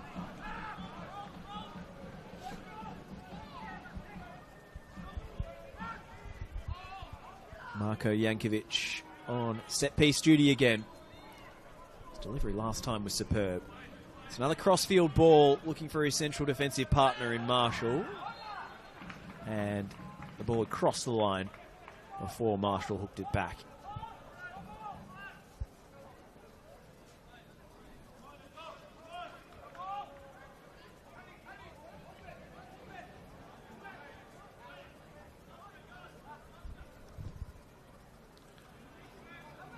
That's better from Hume City instead of going for the long ball and the ball coming back with the win.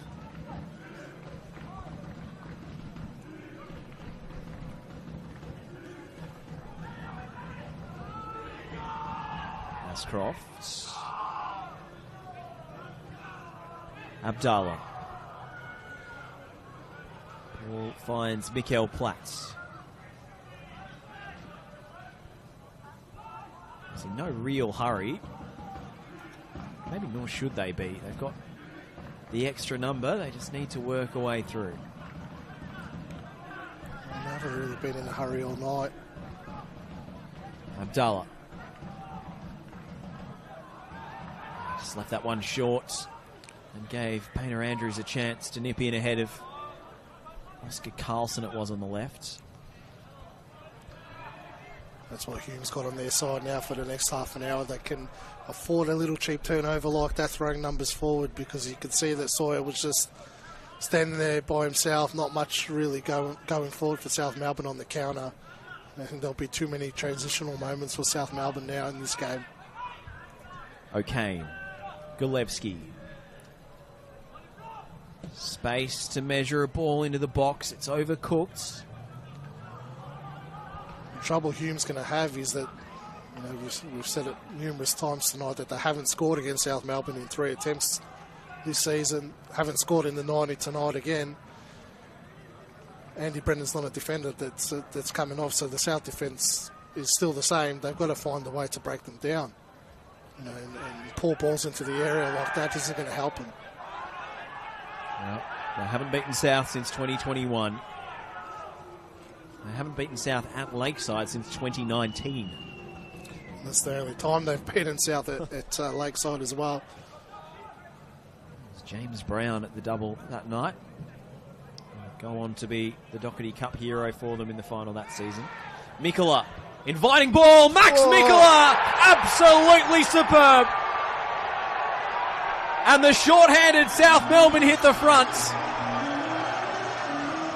Goal scorer for Max South Mikola, Melbourne FC, super number sub. 22, Max Mikola. From absolutely nothing, Josh. What a finish from Max Mikola. It's exactly what the doctor ordered for South Melbourne. Long ball, going nowhere. Ocheng been so good all night, but Mikola just read that like a book. Michael Weir's positioning a little bit all over the place. But what a finish. He did so well to adjust his body. He wants it on his left foot. And he uses the outside of his left to power that home on the half volley. Well, he didn't get the nod to start tonight, but he's had the most telling contribution of all. Max Mikola gives 10-man South Melbourne the lead in the semi-final. Abdallah back to Ocheng. Mikola sliding in and was fouled. And that's exactly what Hume City didn't want, is for South Melbourne to find a way to get a goal. Probably from absolutely nothing. They could have dealt with that a lot better. And now, they've struggled to break them down all season. And South Melbourne's so good at defending a 1-0 lead. Michael Weir had his time again. He'd really want to adjust his positioning. Some finish from Mikola, though. Given the circumstances, it's a big game player if I've ever seen one, Josh. Well, it's these games that call for big moments from big players, and Max Mikola is certainly one of them. Winding the clock back a little bit for Mikola. Hasn't scored too many goals over the last couple of seasons. When he first arrived in Victoria, scored worldie after worldie. Well, he got 10 last season. That's only his 5th of the campaign this year, so Max Mikola with a timely contribution. And he stands over this free kick. It's into Wood-Sawyer, and it's offside. It's brought the South Melbourne crowd to life, hasn't it, that goal? Up and about. I think they were all, understandably, getting the feelings of dread after the red card. And once again, it's South Melbourne's game to hold on to.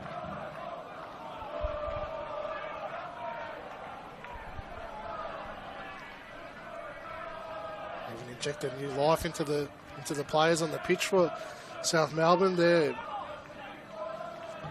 amazing what a burst of confidence can do for the energy levels. O'Kane got one in the guts, I think. Here goes Bernarda. They're up and about now, South Melbourne. Bernarda scrambling after the loose ball. And now he turns towards the official. With arms akimbo.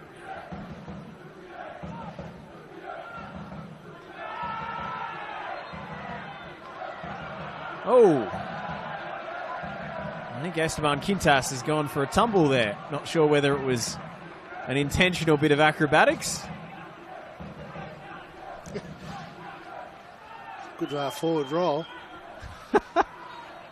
Sort of Robbie Keane style goal celebration. Oh, it certainly looked intentional. He's gone and followed it up with the backward roll. I would love to know what sort of perverse point that Esteban Quintas was making with that display, but I'm delighted by it nonetheless. Oh, no whistle for Mikola that time. And away come Hume, Abdallah, Ocheng. Oh, he's nutmegged Lampard. Ocheng, the deflection. And it took the sting out of the strike. Jeez, and Glazer did well to just get his foot on that. It looked like it was going to sail into the back of the net. It's a big call from Sakalis there.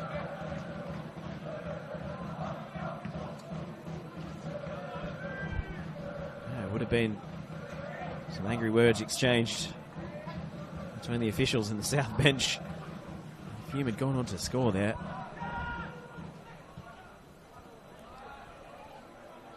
Painter Andrews.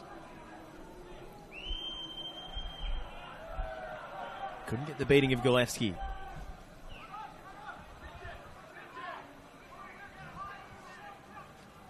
Bingham. On to Abdallah. Abdallah squares it for O'Kane.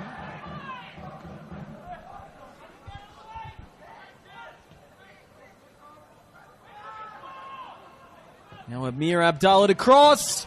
Oh, and just wide. Mikael Platt. A huge chance to level the ledger, and he just couldn't get enough behind it. Massive opportunity for Hume City again. Platt's you've got to hit the back of the net there. It's great work by Abdallah. Great ball into the area. Oh. He's just timed his run wrong again, Josh. It seemed like he still could have scored in spite of that. Just didn't seem to back himself in front of goal. He didn't fully commit to the jump. He looks like a player lacking confidence. You see, he's got all the skills available. But again, I can't help but feel Bingham was there. The ball hits the back of the net. Well, he had the chance to banish. Looks like he's in a bit of trouble the playing as well. Demons. Oh, maybe he's lacking a bit of spring in the hamstrings on that one. Certainly what he's feeling for now. He's really struggling to get up to a trot, let alone a gallop. Maybe injury afflicted. Weir, great ball. Lampard away. It's great defending from Lampard. And up the line for Mikola. Squares off against Ocheng. The challenge from Carlson on Sawyer. O'Kane. Oh, Bingham wanted the killer pass, so Kane didn't oblige. Instead, Hume built up in a more gradual fashion. Oh, Abdallah let it run away from him. And now the mistakes are starting to seep in as Hume City see their dreams slipping away from them. A long way to go, of course. This one far from over. Ocheng.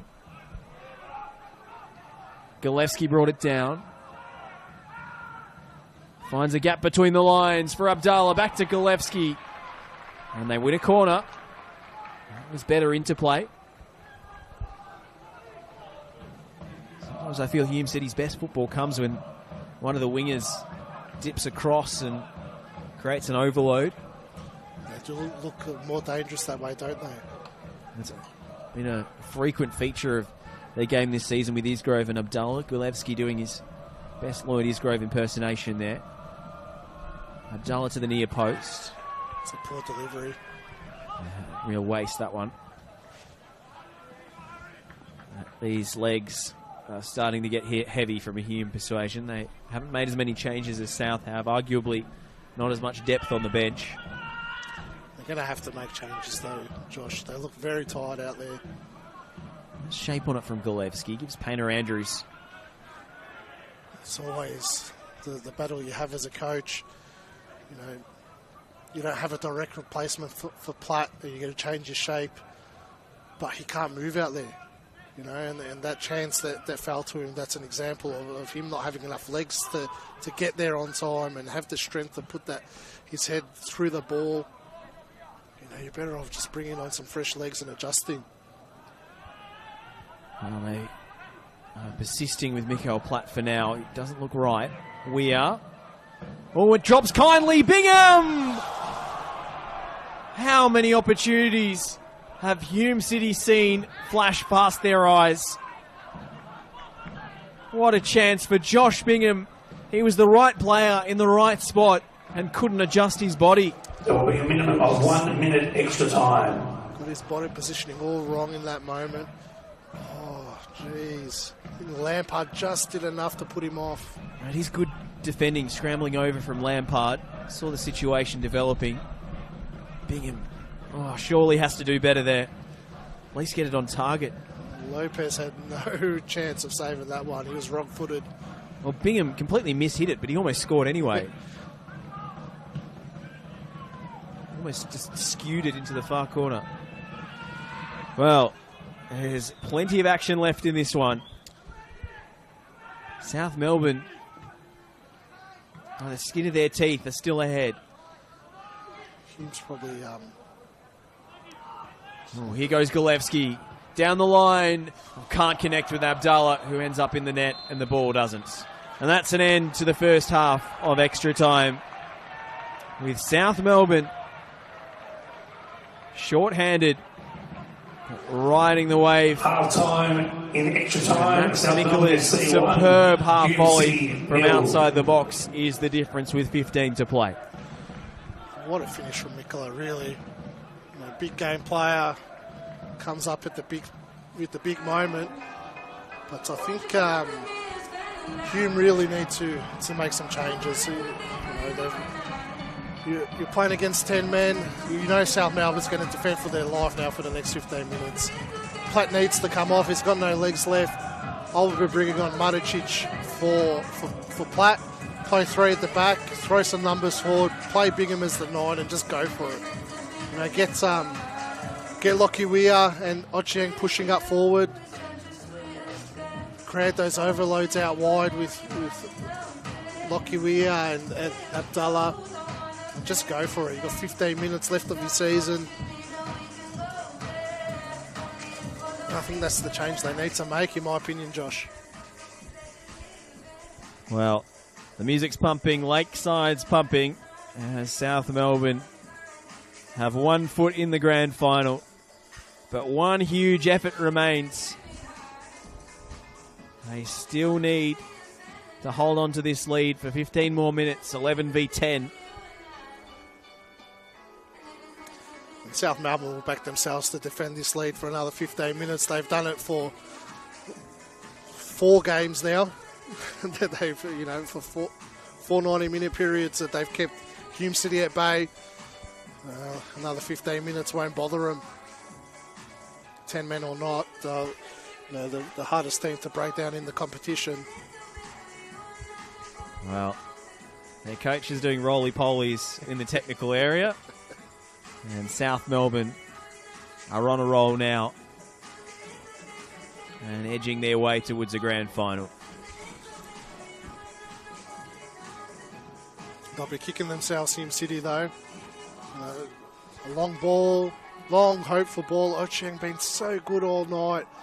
Just couldn't deal with that properly. Mikola with the smarts to just peel off him and with the vision to and adjust his body as well to hit it on his left. That's all they needed was just that one moment. And that's the difference, between the two sides really and why South Melbourne are where they are. They're a team that knows how to capitalise on the big moments. They have done it all season. 15 minutes away from making their 3rd grand final in a row, Josh. Well, they have gone to the bench here. It's not Mikael Platt who's been withdrawn. I'll wait to get confirmation of that change.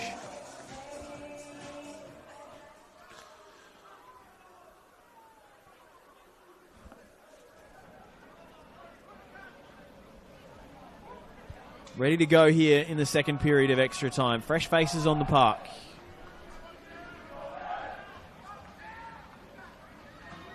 Mario Barcia has come off. Well, he came off the bench, but albeit in the 3rd or 4th minute, so his race is run. And Jack Pope has entered the fray for South Melbourne. substitution for South Melbourne FC, coming on number 10, Jack Pope, coming off number 8, Mario Garcia, and substitution for Hume City FC, coming on number 17, Thomas Maricic, coming off number 12, Mark Oshien. Well, that's what I was wondering, Ivka. You suggested it almost in jest earlier. Tom Maricic, emergency centre forward. That's exactly what Hume have gone to. Yeah, look, I don't know what the blanket ban on Josh Bingham playing as a 9 is, but when you're playing Maricic as a centre forward over Josh Bingham, it's a little bit too desperate of a move. Look, I understand he's going to cause a little bit of havoc with his height, but he's not a very mobile kind of guy, is he, Tom Maricic? He's just coming back from injury as well. He hasn't scored this year. No, you're better off, like I said during the break. Yeah, bring him on, play 3 at the back, and go for it. Well, it's Max Mikola who's down hurt here, and South Melbourne have just made their 5th and final change. And so he's going to have to continue, otherwise South are down to 9. It'll be okay, Max Mikola. They have gone to 3 at the back, Lockie Weir, Harry Ashcroft and Fletcher McFarlane, the back 3 now.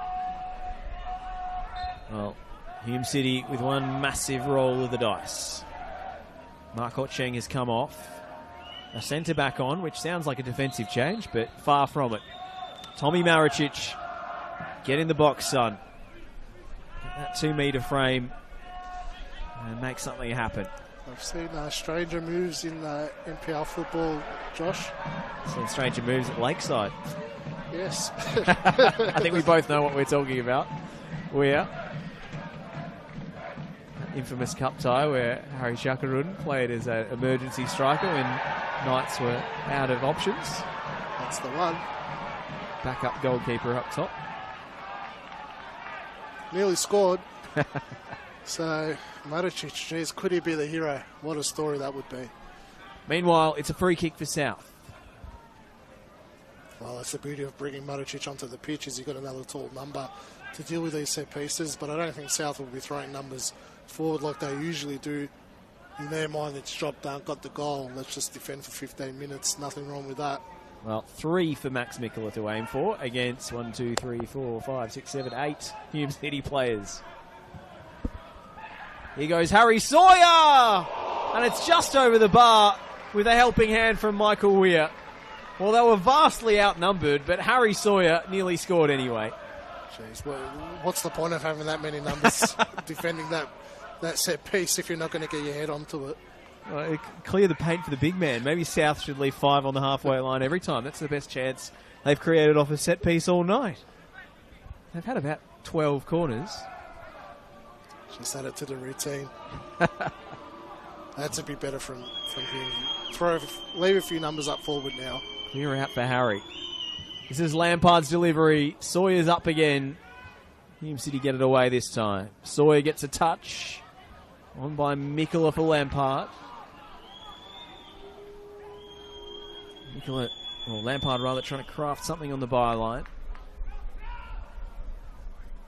Actually, he'll do well just to hold it in the corner here and chew up a few of those remaining minutes.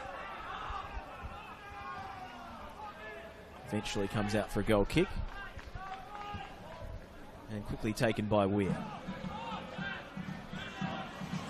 Jeez, Hume will be disappointed. They've wasted, nearly 5 minutes of the 15 defending in their defensive half. They need to be dictating play in this period of extra time. Weir.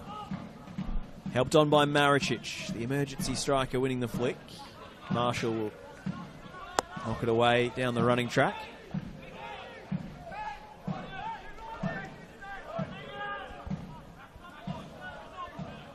Rocky Weir. Can he muster? Going to beat South at their own game here. Maricic was the target. Oh, referee getting in the way of Mikola. And play goes on.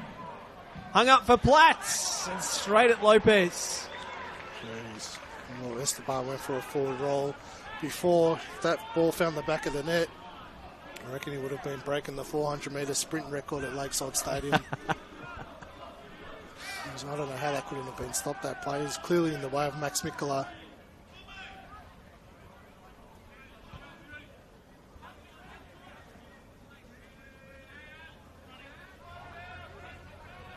Astro Sakala setting an inverted screen on the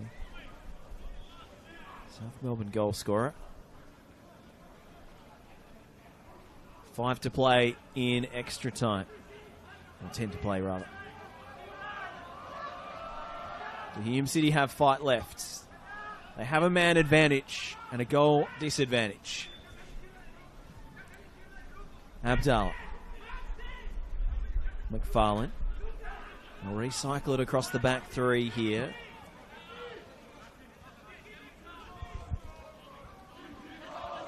Weir. Galevsky. Is it back off okay? And Galevsky goes for the spectacular and draws the ironic jeers from the South Melbourne supporters in the grandstand.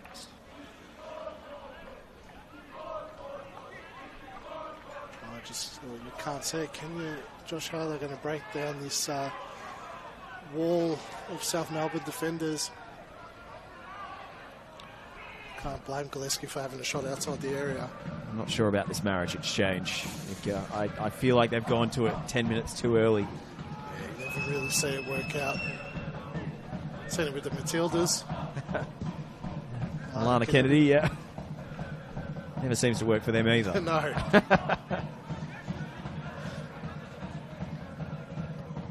Just to put it into context, you look at Esteban, how organised his side is, still with 10 men. Platt, shout for handball, and Mikel Platt is penalised. I don't think you'd see Esteban Quintas bring it on in Ingles there to play up top. Well, I have seen it from him before. He's played Marko Jankovic as an emergency striker once or twice, but that was usually in the absence of an injured Harry Sawyer.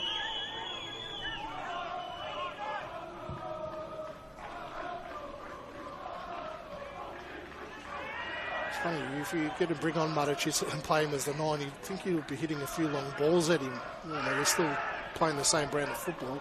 South Melbourne, who look more likely to score. As that one flashes high and wide.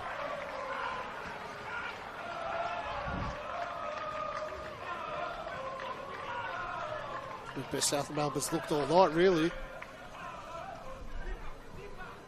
Oh, they've been full of beans, full of energy with 10, but arguably look more dangerous going forward with a man short. I suppose that psychology when you're down to 10 men and you take the lead, backs against the wall, gives you great...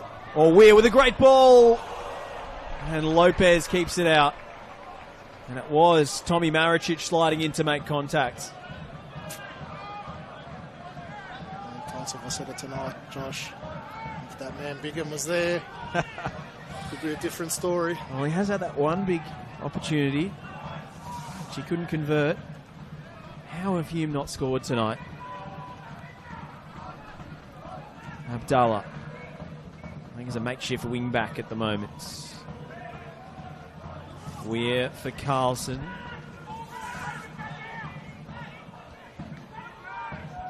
McFarlane. Lots of bodies to aim for in the box. It's flicked on and wide from Maricic. And now the desperate balls into the area are starting to come. South Melbourne would have to be the worst team to come up against when you're desperately trying to find an equaliser. You know, long balls into the box and desperate shots outside the box. South Melbourne's bread and butter to defend that. I feel like you're almost playing into that with the Maricic change, to be honest. And we'll have egg on our face if he scores, of course. But it's not looking too likely. Hume City still plugging away.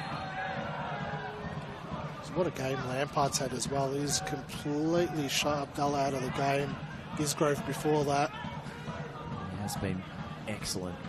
Jordan Lampard. Weir.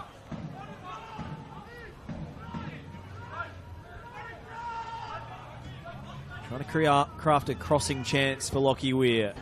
It's skewed the wrong way off his boot, and that's a cheap goal kick to give away. He knows it too. Just feels as if Carlson could have done more to commit a defender there.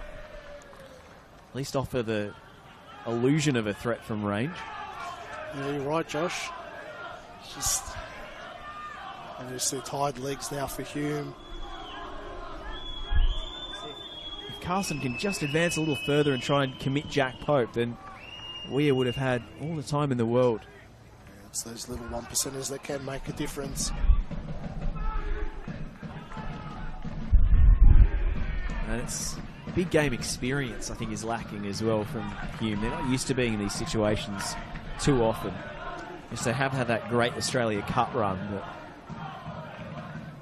haven't made too many finals over the journey. That's a massive difference at this level. That's why South Melbourne's so good in these pressure moments. Faced them numerous times, this playing squad. The last time they made a league semi-final was back in 2011 when none of these players would have been involved.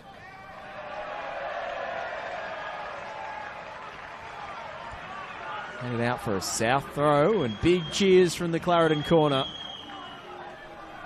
There's Max Mikula has time to think about this one. What a moment. And what a strike that was. And they've had big moments from big players in semi-finals in years past. It's going to be a corner, in fact. And a yellow card shown for time wasting.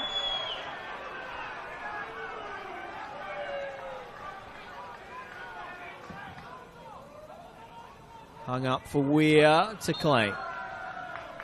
And whistle goes for a free kick as Hume trying to usher Sawyer away from the scene of the crime. O'Kane for Abdallah. Bernardo sliding in. And again, spirit from the Argentine. South Melbourne have been excellent in this second half of extra time, throwing their bodies on the line. You think that they're the team with the one-man advantage. Oh, and here goes Golevsky. Couldn't reel it in. He was inches away. Jeez, Payne just got away with that one. His body position was all wrong. Did well to recover, but as you say, left the door ajar.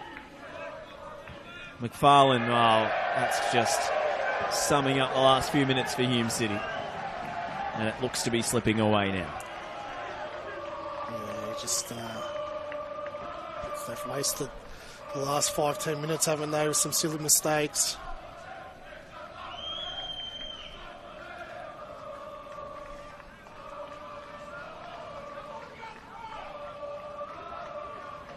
Do they have one big moment left in their season? Well, it was Alan Webb in 2022. It was Marcus Schroen in 2023. And it's Max Mikula in 2024. 3 outstanding goals at Lakeside from outside the box to send South Melbourne to a grand final. They can almost taste it now. And away comes Sawyer. Didn't quite have the pace to beat Ashcroft.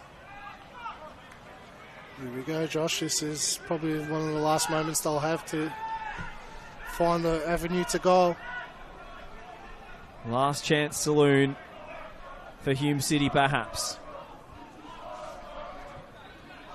Carlson. Wide to Weir. Lockie Weir's cross is a good one. And it misses everybody. Well, it was an inviting shape on it. Maybe didn't curl at the last like it needed to. It's a good ball, just the players weren't in the right spot.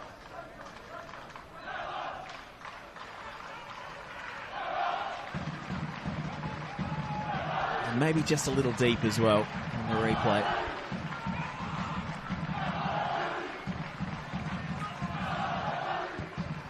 Lopez will launch it. Sawyer claiming he was held.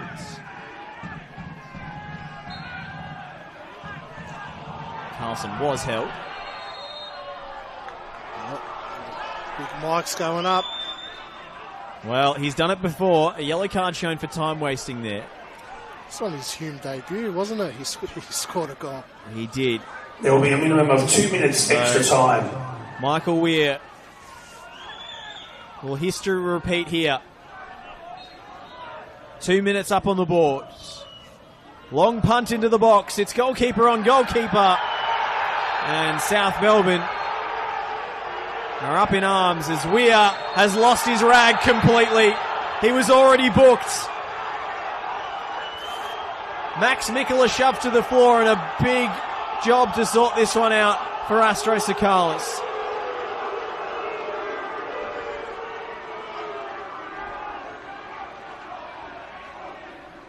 Surely, Josh, surely he's got to get a second yellow there. Well, it's a yellow for the challenge on Lopez. And the yellow card is just being shown to him as he goes through Mikola, which our camera didn't quite catch. It's just behind play. There is no chance he could stay on the punt.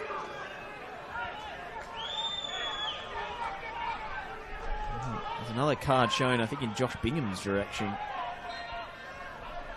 Well, we go on. Regardless, if he... Maybe it's unnecessary paperwork if the goalkeeper's sent off with a minute to play.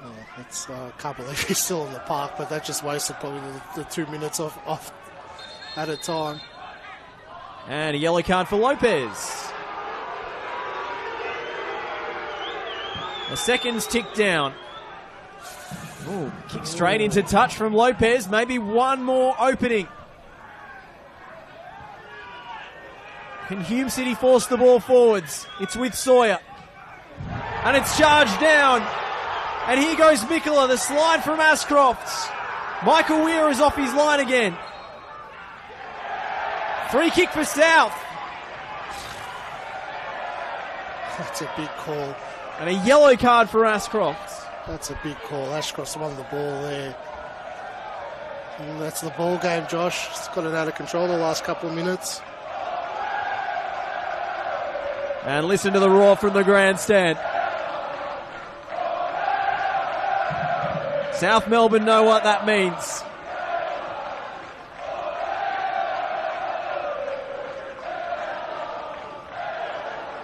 Oh, I think it was for the push after the fact rather than the initial sliding challenge, which was clean. They just lost their heads the last couple of minutes, Hume.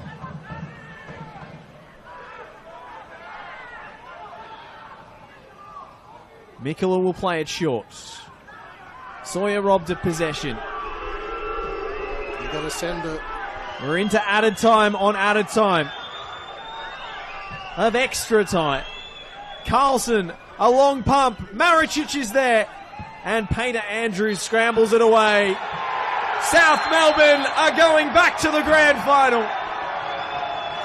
Score is full time. South Melbourne FC 1. What a way to do it. Hume City 0. With 10 men. Max Mikola has struck. And South Melbourne are on their way to the decider yet again. For the third season in a row. A chance to banish the demons of the last 2 years. And finally add the piece of silverware that's missing from Esteban Quintas's cabinet. They've done it the hard way tonight. Andy Brennan will miss the decider after receiving his marching orders towards the end of regulation.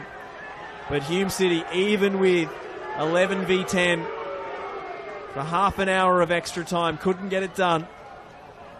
They'll be left ruining their missed chances. You look at the shot count, 23-9. That really tells the story. But South Melbourne, the big game experience and their temperament in these occasions has proved the difference. Well, the only stat that matters, Josh, is South Melbourne 1, Hume City 0. You know, backs against the wall, South Melbourne had to really dig deep. And they stood up when it really mattered. Hume City had their chances, and they'll look back on this game, and when they review it, that they had the moments to win it. And it'll be a long off season, ruining those missed chances for some of those players. But South Melbourne did what they had to do, find themselves in their third grand final in a row, much deserved in the end, really. And Hume City still cannot get the job done against South Melbourne this season, and it's a bit of a concern going into the Australia Cup game in a couple of weeks' time that, you know, they even against 10 men couldn't find the back of the net. Well, for the fourth time this season, South Melbourne defeat Hume City, and for the fourth time, the scoreline is South Melbourne 1, Hume City 0, and South Melbourne will face Oakley or Avondale in the decider, and either way, it is a rematch. We'll sign off here on the NPL Victoria live stream. I've been Josh Parrish. It's been a pleasure to have your company, Mark Ivkovic. South Melbourne are on their way.